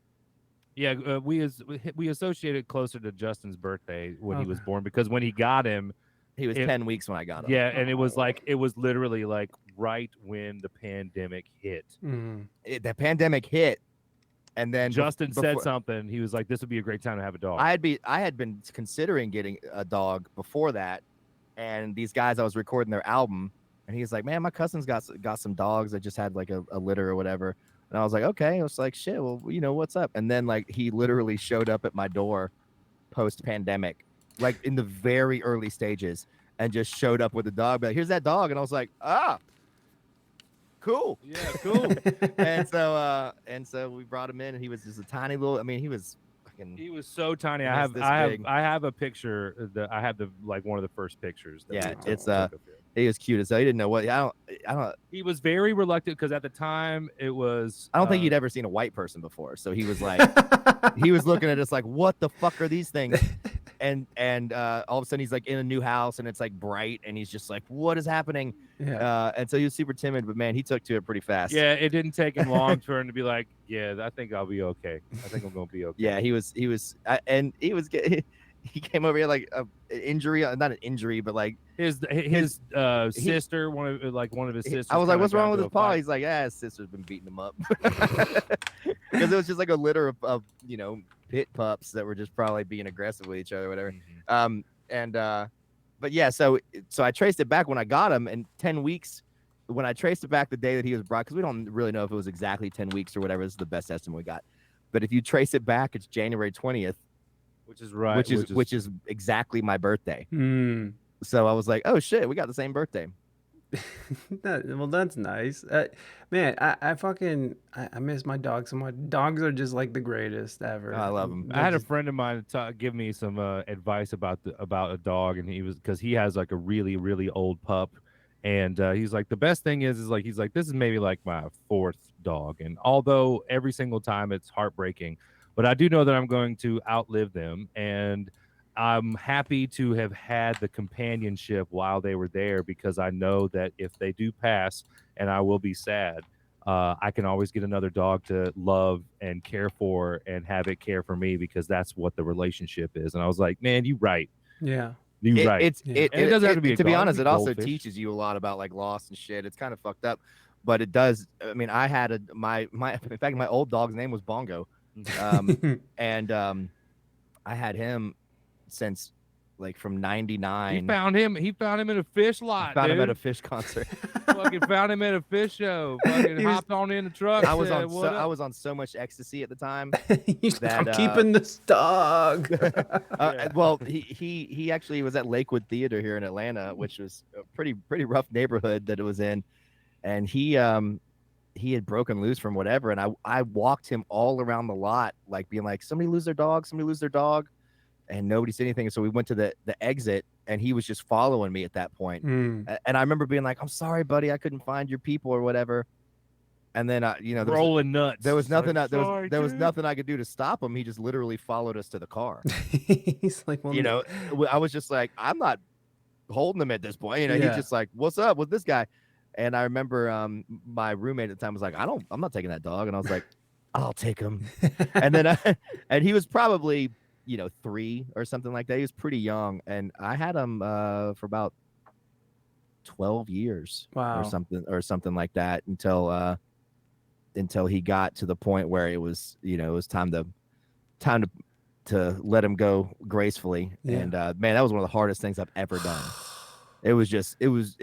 Sometimes I still think about it, and it's like heart-wrenching. I know. I'm like, could you had another day, but Yeah. I did.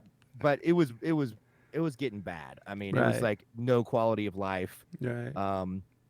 And he would have pretty much had to have been in like hospice, at some point. Right. And I wanted him to, so I went out and I bought a bunch of McDonald's, and I just let him fucking just eat burgers and just do whatever he wanted. And I took him out to this like little stream that he loved. Yeah, go chase them geese. And man. he was like hobbling. He was like, I let him just like hobble around on the stream and stuff, and just kind of have like one really awesome day, you know. And then to be honest, I'm fucking like almost choking up. I thinking know, about man. it You're fucking making me wet up. because it's like you know, to go do that afterwards was just like, oh, you're just like, he seemed fine kind of today, you know. Yeah.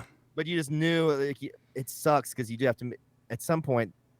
It's just it's a really tough thing, but it's a beautiful relationship that you have, and you know the nature of life is lost, man. I mean, I don't mean to bring it down or even further, but when I was growing up, my parents had boxers all the time, like boxer dogs, and we had 6, and 4 of them were all from like a family, and and after each one of them had gotten old and gray and passed, I couldn't handle, like I had like 6 lifetimes worth of dogs all go, and so I could never personally own one because it was all too much at one time, because it was like each one of them had that progression. And although my parents would get a new one right at the end of maybe one's life, so that way they had some companionship too, but still it was very it was heart-wrenching. But you know, once again, when Justin got Biscuit,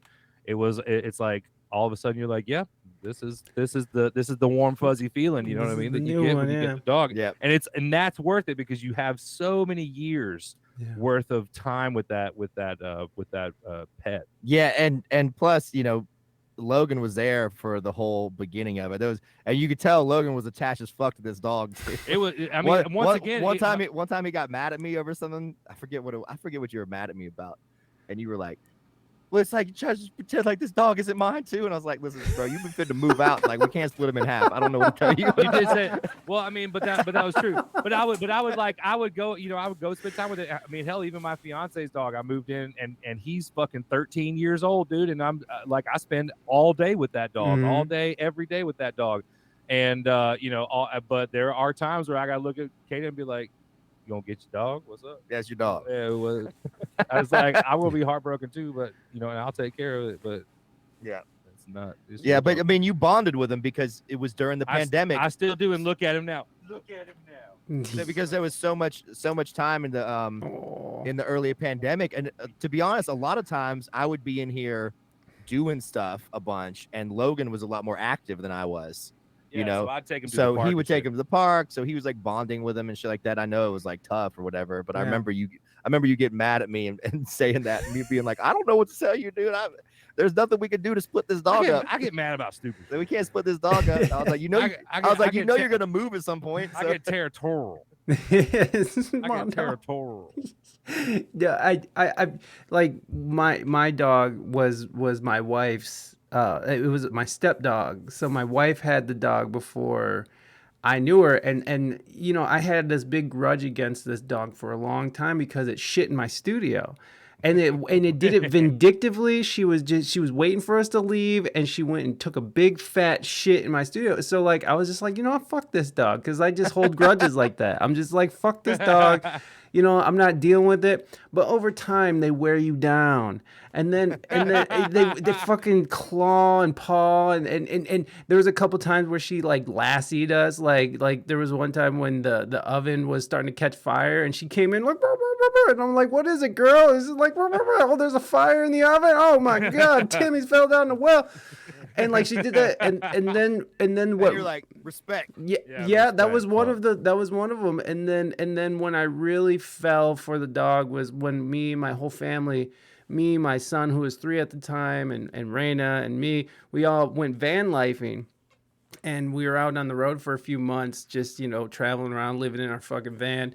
And she was like really protective of us. I remember I got real high on a hike, and I forgot how to get home, and she fucking like took me home. And like there was just times when she was just like our little guard dog, and it was me and my dog and my fucking knife against the world, you know, protecting the family. And fuck, dude. And then so when we finally got to Ohio, she declined really quickly once we got here, and I blame this fucking shitty weather. I blame this fucking town, and I blame this it's all this fucking shit. They just have shorter lives, man. I know, but it's their fault. It's Toledo's fault. It's this fucking Ohio sucks. Man, just give me this.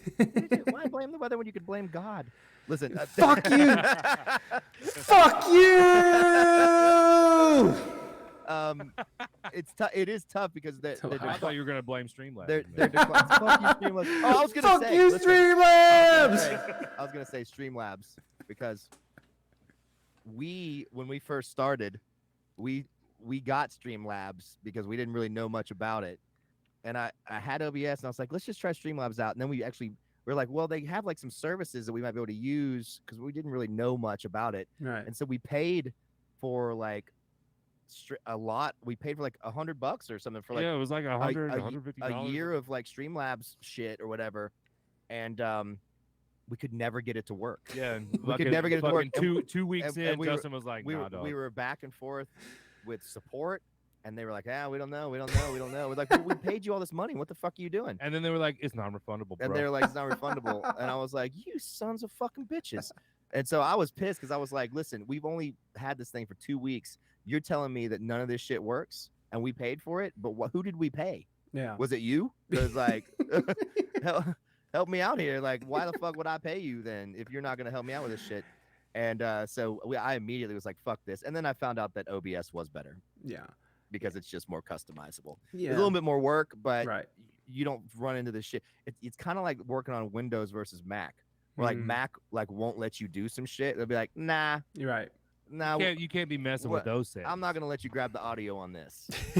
You know, and you're like, right. well, fuck you, Mac. You're the computer. This isn't fucking Skynet. I can do what I want. Yeah. And Asimov's third law, dude. And so, you know, it was the same thing because I was a Mac guy for a long time too. Yeah. But I had recently learned how to build a computer. It was like it was 2017, 18. Yeah, once again, it was very, very serendipitous how the progression of Justin's ADHD went from being like, I'm gonna build a computer so I can play video games, and then 2 years later, he's like, that same computer is capable of doing what we needed to do right now. So let's do that. And I'm like, nah, man, we just keep grinding. I don't know what we're doing. He's like, just let my brain do what it needs to do. And I was like, hey, man, I trust you. I will lead dude. you to the promised land. And sure enough, here we are. I still don't know what the fuck I'm doing, but Justin seems to have it all together. Well, it was funny because like, you know, the first thing all the musicians did was go to Facebook, right? Yeah. So we didn't know anything because obviously the very first week which was around St. Patty's Day. The very first week, big bar week, big music week. That all our to be honest, that's the kickoff for the rest of the year. Yeah, right. You have your whole year booked. Basically, January's fucked, and then once Valentine's Day hits, you start to get some trickling in, and then once St. Patty Day hits, then it's party town for the rest of the year. Right. And so you have people doing shit. You know that you're out of winter, the weather's getting nice. You get to go through here the in summer. Georgia was just you get to go through summer and all this shit. And so, you know, we were slotted to like make pretty fucking great money in 2020. Yeah, me too.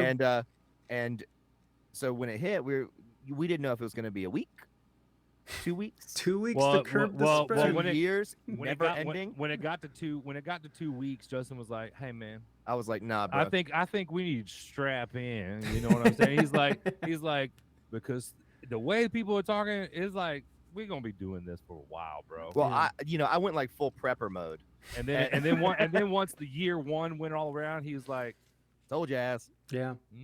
Because I basically told myself mentally that it was gonna be like that for a year.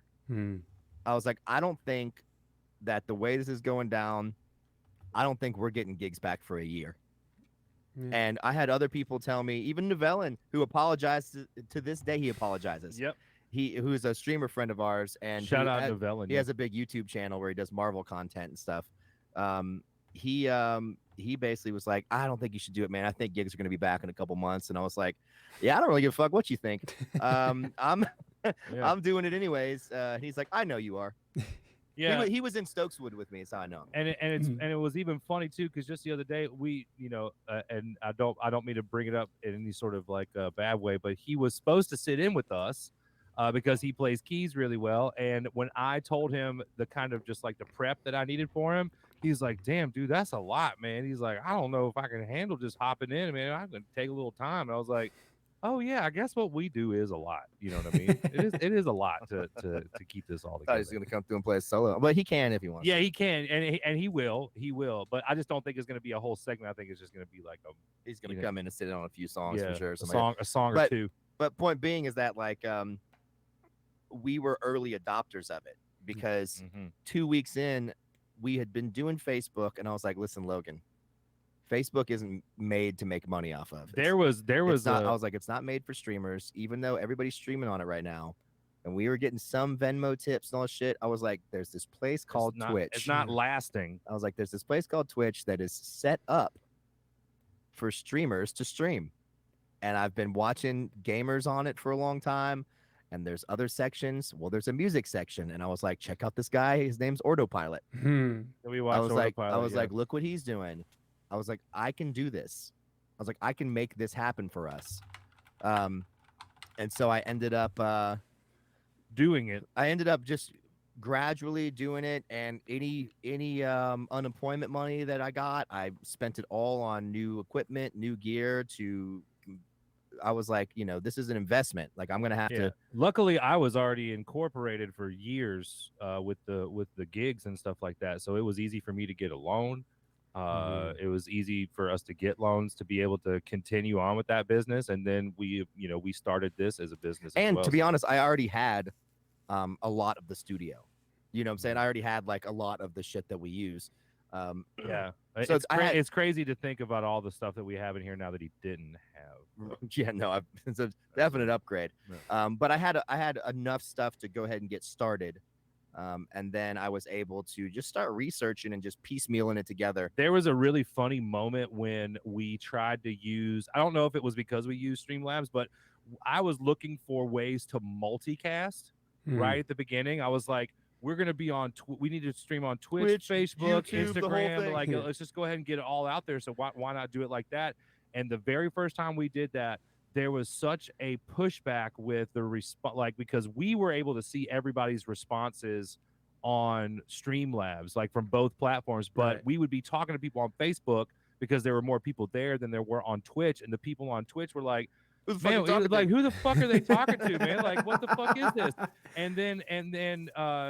And some people were like, man, it's fucking lame, and they would leave it. Shit, it was like 5 people on. There was 30 people on Facebook and 5 people on Twitch. And Justin looked at me the next day. He was like, never again, dude. We pick one or the other. And he was like, and we ain't picking Facebook. And I was like, well, thank you very much, dude. I guess I know what we're doing. Yeah, I was like, dude, let's just. It's gonna be tough at first. I was like, we're gonna play like 5 or 10 people. Yeah. But and dude, the music category then.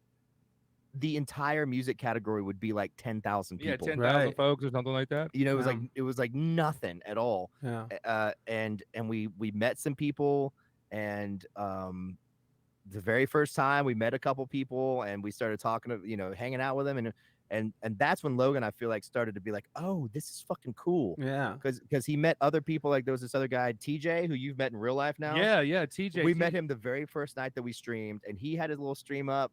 And he was just kind of chilling. He wasn't really doing much content creation, but he has a studio and he was chilling. He was a cool dude. Yeah. And Logan like immediately met him. He's like, come over to my shit. And we're like, oh, this is like, and you start to get that sense of community on Twitch, which is something you would certainly never get on Facebook. Nope. Or even in the small groups, like here in Atlanta, dude, there's so many cliques. There's so many cliques of like, genres and shit like that. So you could even have that live. Even your best friends that you played music with, or you were like, do the same sort of thing. Like you would never be able to get to see them ever. You'd never be able to be like, yo, go check out my playing on the same night. Playing on the same night and shit. But now with this, it's like, shit, go check these people out, man. We're done. Yeah.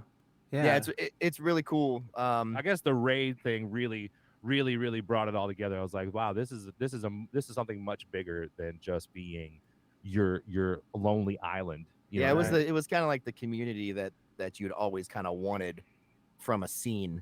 Right. Yeah. And then all Yeah. of a sudden, like, you have that, and shit. Now Danny's like one of our best friends. Yeah, that was a Like, crazy thing. That was a very weird moment when he just showed up. We like invited him down, and when he showed up, we were all like, "What up, dude?" It was like we knew him. Yeah, It was a complete stranger walking into our house, where we were like, "Yo, man, what up?" Right. I spent hours and hours on Discord calls with him, you know, becoming friends.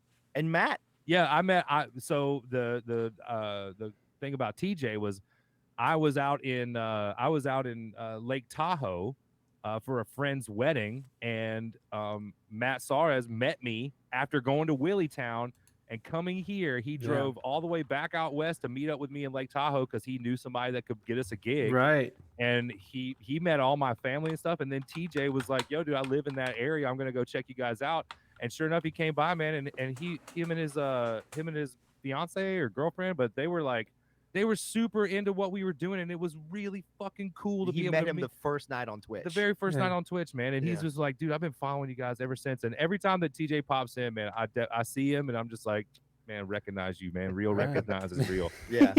So yeah, you know, and we look forward to, you know, how TwitchCon is about to happen. We really are looking forward to going out there. We don't know how all the logistics of it yet, but we cannot wait to like meet. But we have an favorite Airbnb. streamers. We have an Airbnb at least in San and Diego. Yeah, we have the Airbnb booked, but we just don't have the plane tickets yet. Or Well, we don't. We submitted as artists to Right. Twitch. So once we hear back from them, either yay or nay, we'll make it'll help. Yeah, help we'll us make a kind of decision on what we can do. piece But it all together. but just being part of it is really cool. Yeah, despite all that, yeah. obviously it's like, you know, it's one thing for like one streamer. Like one streamer could survive off the amount of money that we make, right? Hmm. But 4 streamers, we're gonna have to really work this thing for a while to get to the point where we can all make the kind of money that we want to make. And that's why we're doing like YouTube and trying to build all this other shit too, because like it would be really nice to make it possible for 4 people to get on here and do what we do and make a living doing it. Yeah. You know, that's kind of the idea. And it's tough, right? Because like We don't know how to. It's like we it don't have no doesn't happen. playbook. It doesn't happen yet. Yeah, yeah, and so you try things, you try different things. I mean, hell, dude, I never thought in a million years that people would gravitate toward the crop top, but it got so out of hand that we had to rethink it.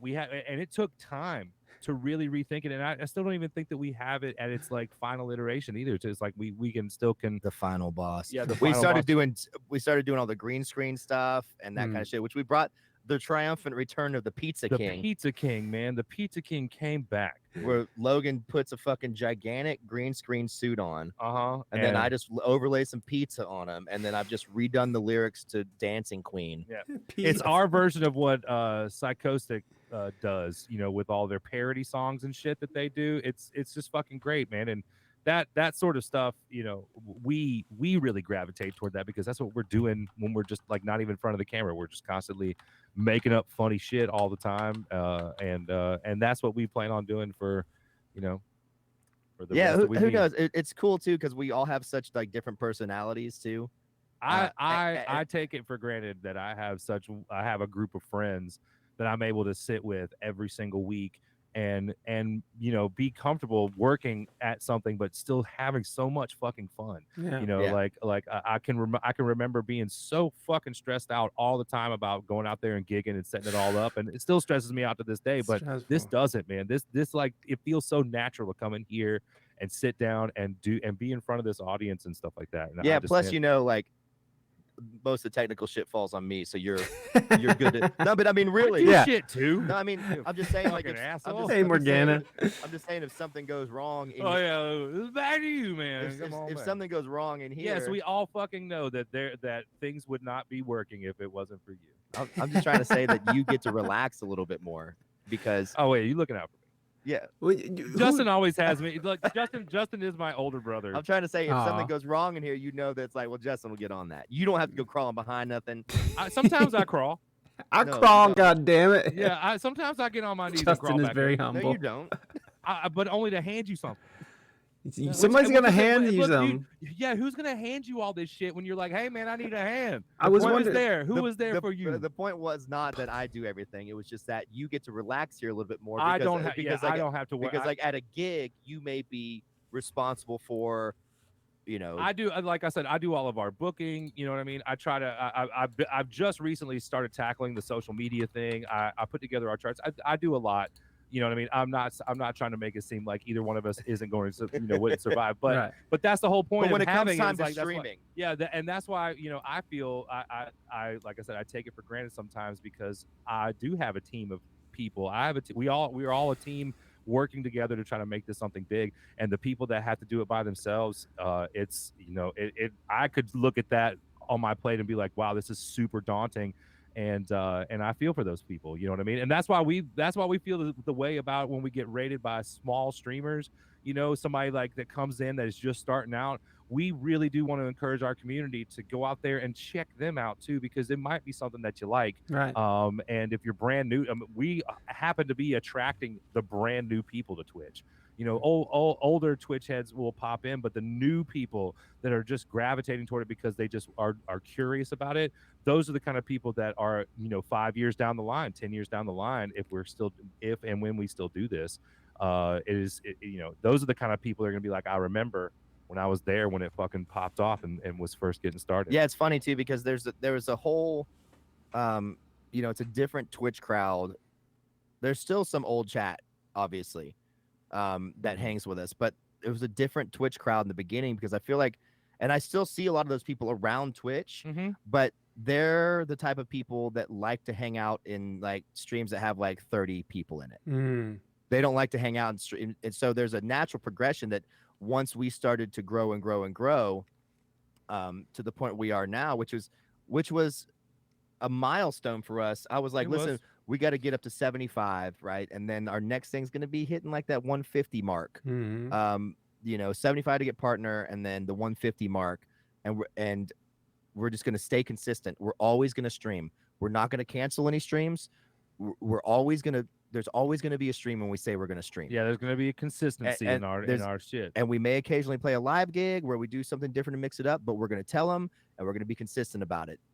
And at the end of the day, we're going to show up approximately on time, Thursdays, Saturdays, and Sundays, right? And I'm the whip cracker, though. Because the thing is like, it's easy to come and do this thing, and then if you start taking random nights off, somebody who would have watched you normally finds somebody else, and then all of a sudden they're like, well, this is what I do on Saturday nights now. This is my Saturday night, bitch. Because I don't take anybody watching us for granted, because they could literally be doing anything else. Yeah. And they're hanging with us, and I think it's fucking amazing. Yeah, there's a sense of they're not stuck at a bar. Like at a bar, they're there to drink or possibly hook up, or they have a meeting or whatever, or that's just a bar they hang out at, and we just happen to be playing there. So most of the people aren't there for the band right at the bar, but like in our stream, you're only there for us. There's no other motive. Yep. Unless you got a crush on somebody in chat or something. That can happen. But also Pizza King. But also among within the group, there's like groups of people that hang out together, that watch streamers together because they like hanging out with each other in chat. That's all part of it. It's Twitch is just very community based, and it's super cool. I love this. It's like there was a magical pool that brought all you butt sluts together. Hell yeah. We're the butt sluts. Yeah. We were supposed to be the Fresh Fam, but now we're the butt sluts. Oh man, it's such a thing to pull in Danny and Priska at the same time. It's a feat, though. It's a feat to do that because of what we have to do to make that happen. And it did happen once, and God, it was so fucking magical. Those two are such ringers when it comes to singing. Like Logan and I sing, you know what I'm saying? But those two are like professional singers. Priska just kills it. Yeah, she's so good. I mean, Jukebox is great. I practice every single day just so I could be the fraction of good as they. I feel the same way, man. And Justin doesn't even practice every day like that. I like literally focus 2 hours every single day on my singing. Well, I did it more in the beginning when you weren't, because what happened is one night we when we first started, is right when I got this table set up, and we were doing looping, and it was just you and I. Yeah, Justin doesn't have to do warm ups. I was doing a song where some guy came in and he was like, "Yeah, the vocals weren't great," and I was like, "God damn!" I was like, "Who the fuck are you, man? Come in here, just that's the first thing you say." Your ass I was like, the first thing you say, he's like, "I'm just telling it like it is." I'm like, well, "You're a fucking dick, dude." And I was like, "I don't know why you would come in our shit and fucking like, who does that? You know, go fuck yourself." And then by the end of the conversation, he was like, "My bad, bro." You know, it was like a private DM too. And I was like, "Is that how you're gonna act towards people, man?" You know. Yeah, I'm like, we're just over here doing our thing. By the end, you saw the end of the conversation was like, "Anyways, good talking to you, bro. See you around." I was able to flip it around and shit. But while I was talking all that shit to him, like fuck him, I listened back and I was like, that was actually pretty bad. Yeah. And so, yeah, I guess we can work on those. And so, I took that to heart and I started really, because when you're singing live, it's over. Yeah. And you don't hear the intricacies and all the stuff. You could flub notes here and there. It doesn't really matter. But when it's here and it's on tape, Yes. you start to worry about what I started doing was watching all of our VODs back and critiquing my performance and then being like, why did I go flat here? Why did I go sharp here? Was it because of a breath?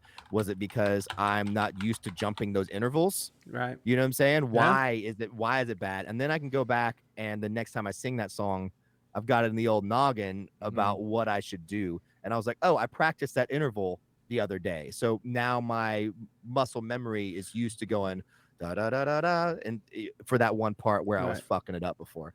And so for me, that was like a big step in my personal singing.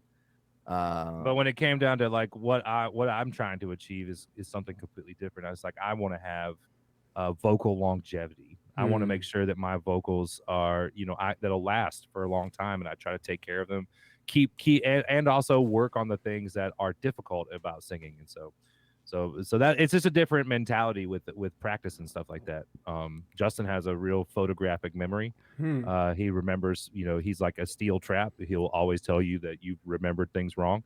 But it also translates well on, whenever you have to use your muscle memory to do things. As reason why, like Justin practiced Cliffs of Dover for fucking days in and days out, didn't fucking do anything. I was out there schmoozing it up, partying like a motherfucker, and he's like, "Well, you ain't gonna learn the song." And then sure enough, he's like, "Well, I learned that song. I don't have to practice anymore, but you should probably learn it too." And I'm like, I want to be that good. But I want to think that I can be that we have good. different ways of going about learning shit. My ass sat on the couch for a month learning that song. Yeah. Wow. They would Ridiculous. they would like walk in and I'd be like, "What's up?" I just didn't do anything else for a month. Right. But sit around and try and play like Eric Johnson.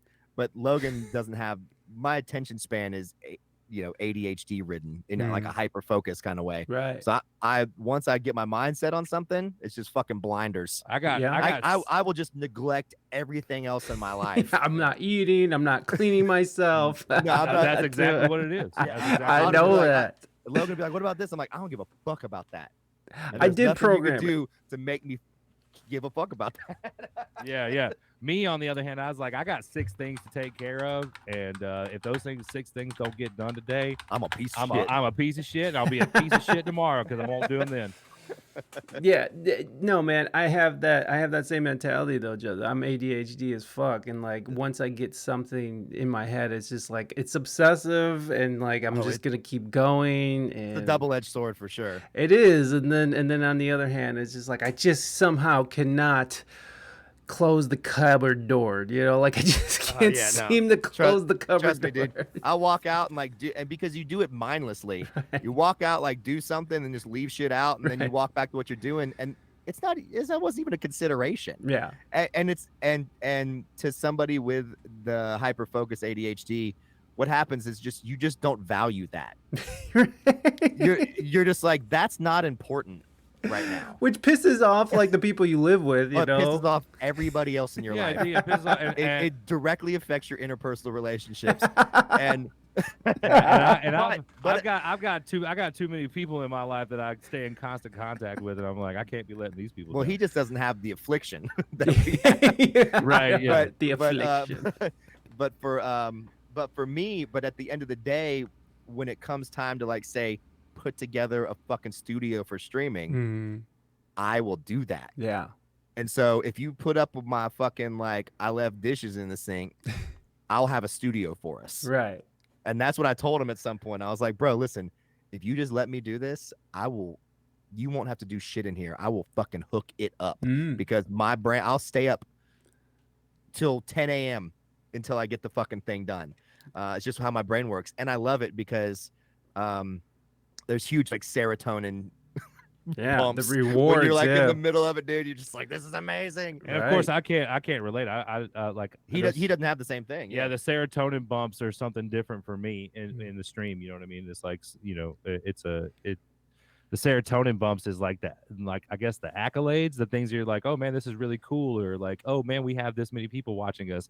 Those are the kind of things that I get off on because I'm like, wow, I have like a, I'm selfish, so it's like, yeah, I'm like, hell yeah, look at me. I mean, nobody else in the fucking band wears a crop top. I definitely was like, look at me. Yeah, you know what I mean. I'm like, they're like, put on a crop top. I was like, there ain't no fucking way. Yeah, Justin doesn't need you to look at him like that. I don't even want to be on camera. In fact, I could put this whole thing together and watch and like be outside the room and just be like, and have the same like, get it, boy. I would feel as good about it. It's kind of like sometimes like I get the same thing from like writing and recording a song, and then I won't even have shared it with anybody. It's just finishing the mix and then listening to it, and then I'm like, this is the greatest feeling. And then it's almost like, yeah, go listen to whatever. I don't give a fuck. Like put it out there. It doesn't even matter. At that point, it's on to the next. My serotonin is already like the big excitement of doing it and finishing it is over. And then it's like on to the next thing. Right. And so it's just a different thing. It certainly is a manifestation of like my brain chemistry, which, like you said, can affect other things in your life negatively. Oh, so you saw, was it Morgana? Morgana, excuse me. I'm horrible at that. I don't know if you watched the stream, but I'm horrible at names. Yeah. You said you remember the crop top stream. The first one that you watched was a crop top stream. Yeah. Because it was, I mean, it all started because, I heard that. I was like, well, if women can't show their nipples on camera, then I'm not going to show mine. Fuck all that. Like, if they can't do it, I can't do it. And then they asked to in stream, you guys do a lot of covers or the Airbnb originals currently, or something you guys are planning for the future. So there's a two-part question to that. So one is there's no actual RBB originals. But we do play some originals from other bands that we were all in. Yes. And then like we play the Stokeswood song. We'll play We Love by Rubens Bell. Right. So there's some stuff that we do. So some original stuff, but we are putting out. We are doing an album on. We're going to be streaming it from Billy Hume's studio on the 9th. Is a Tuesday. It's a Tuesday, yeah. Yeah, it's not this Tuesday, but the following Tuesday. Yeah, it's like a couple of weeks. And we're gonna go in and record a punk rock album of all old labor union songs, and then we're gonna be giving the proceeds to pro-union causes, the DSA here in Atlanta. Yeah, I've gone over to that chapter and talked to I talked to the treasurer of the chapter and told him that what we try to do and what's the DSA. It's the Democratic Socialist Association. The fucking Dem trails are hitting us again, God damn it. That's where they make the Dem for the Dem trails. Yeah, dude, I actually sat around and made buttons for the Dem trails. I want to be clear. This is not associated with the Democrats. No, absolutely not. Okay, no. This is the Democratic Socialist. Right. And the Democrats are in no way socialist. They are capitalists through and through. Yeah, but this chapter, during Amazon Prime Week, they were staged a walkout. Well, the walkout that they staged, they were out there giving them water and food and making sure that everything was cool. And then here in Atlanta, they're trying to push for a Starbucks union, and cool. They have a couple of the Starbucks stores that are on board, and they just need to get a few more for them to be able to push to vote for having them unionized down here in Atlanta. And so that's like those are the causes that they associate with, and for us, I feel like for us, union, like working class solutions is like what is a big part of our political perspective. Yeah. Is like unionization. So to make sure that working class, blue collar people are getting paid what they deserve and have health benefits and paid time off. Absolutely. And even and like child care and all, even you know, restaurant workers and things like that, man. I Mhm. mean, those are some of the hardest unions to get started. to get going. Yeah. And you know, because we have family members and we've worked in those industries before and remember how just shitty the conditions were. So you know, we are, now that we're in a place to where we can advocate for that sort of stuff. I think it's, you know, it's just moving it right along with what we And have. plus, we want to so. put our money where our mouth is, because we do, you know, let our views be known. And it's like, how can we help? Because we can't just be boots on the ground all the time. Yeah.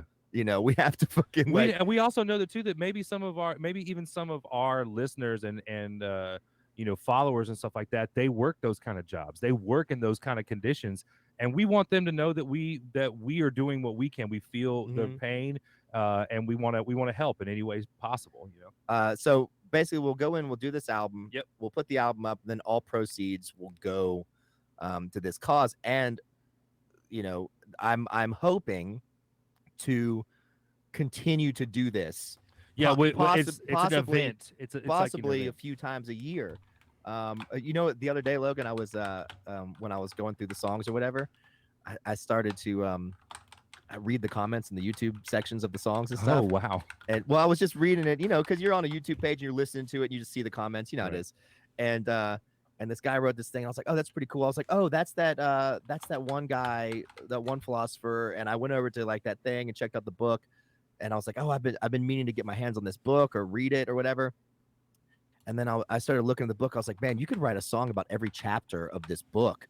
And then I picked up the guitar, and I was like, maybe I'll just write an album for that. And I was like, hold on, Justin, stop it. Yeah, stop. I was like, no. You have work to do. I was like, you're already good to go. You've already done this. Like, don't.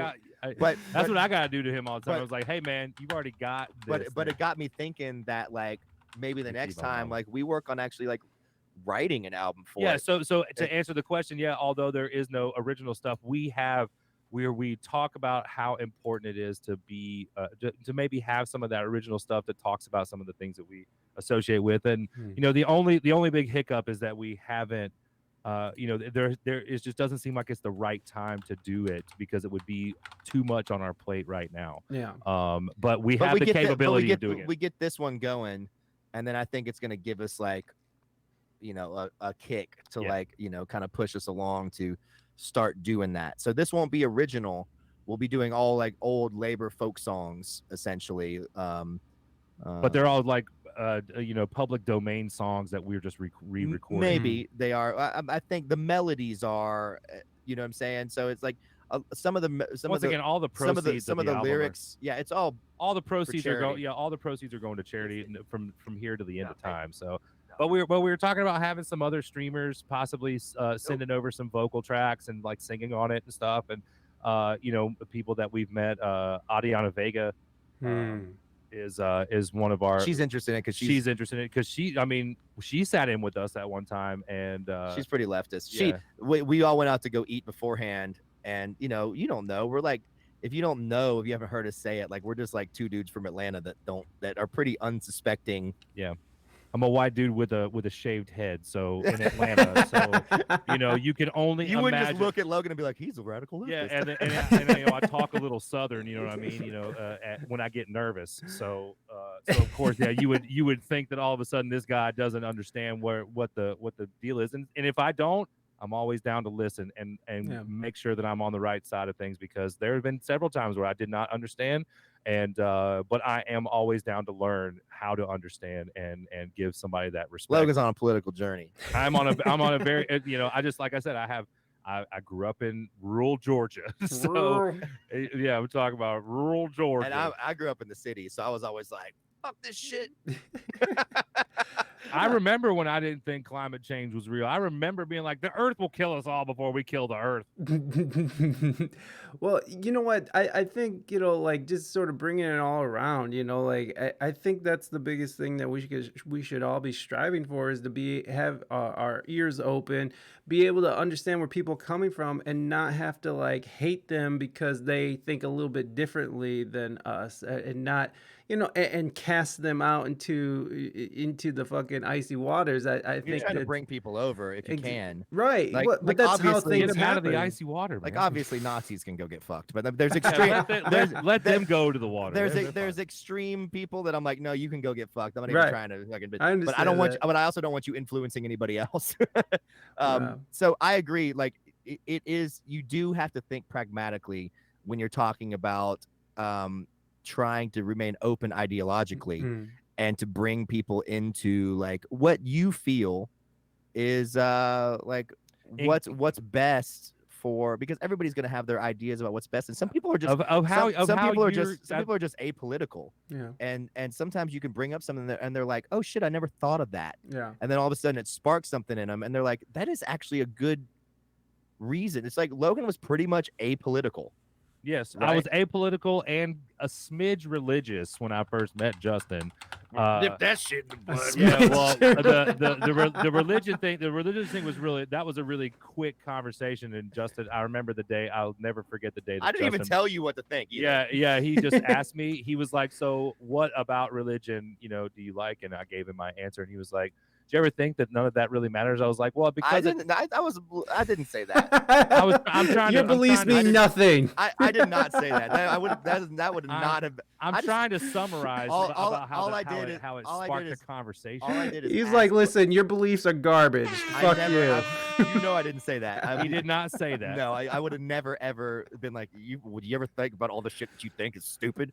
I would have never done that. I Once again, he is my older brother. I just so- asked him a couple questions because I was just interested in what he thought. I didn't judge him at all. And by the end of the conversation, he was like, damn, I never really thought about that question, kind of.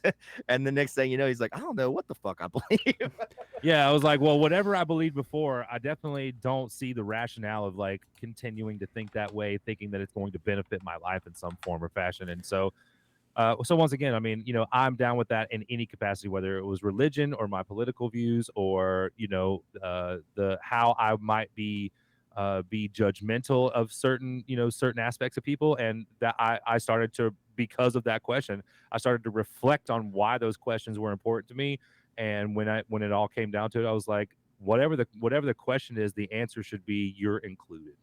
Like whatever's going on, whether you are religious or not, you're included. You exist and you're included, but I don't believe it, and that's okay. Because it didn't matter what Logan believed to me because we were already friends. Yeah. You know what I'm saying? It didn't like I I was still buying him cigarettes. We were good. like I just asked him what was up. Like I was just like, oh, let's we're just having a conversation. By the end of it, he was just kind of like, man, I never really thought about that or whatever. And I was like, all right, Yeah. I'm not like, once again, if somebody's cool, I'm like, fucking great. I don't give a fuck what you believe. If Justin was a malevolent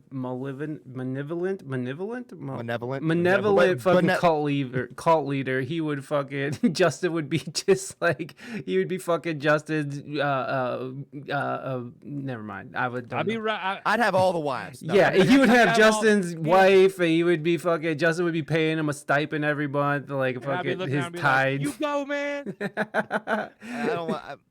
I can't see, that would be too far grifting for me. Right, but I can't. I should not grift as a cult leader. It would be a bad idea for everybody involved. You better start with the anonymity and then anonymity, Jenny. Eminem. Fuck. You gotta think benevolent. And then malevolent. Malevolent. Forever.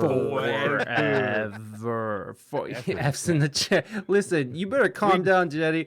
And by the way, Jenny brought up a book. We do speak English good. Compassionate Conversations: How to Speak and Listen from the Heart. Look at that. That's a Yeah. book for everyone to go and check out. I copied and pasted it because I'm down to check that shit out. Justin, Logan, thank you so much for coming back on the show. man. I really Dude, thank you for appreciate having us. and thanks for running over a little bit. I know we were gonna get off here at 6, but I appreciate y'all. We appreciate you going long, man. Hey, We all did it together. Yeah. In a moment of solidarity. we all came together, baby. Mm-hmm. Yeah. Hey, Anonymity. and then the mama nini, a mama mini. All right, guys. All right. Again, thank you guys again so much. Everybody, give Justin and Logan of the Risky Biscuit Band a big round of applause. Thank you guys. Love you. All right, guys. We'll see you soon. Yep. Bye. Later, y'all. Oh shit. There they are, guys. The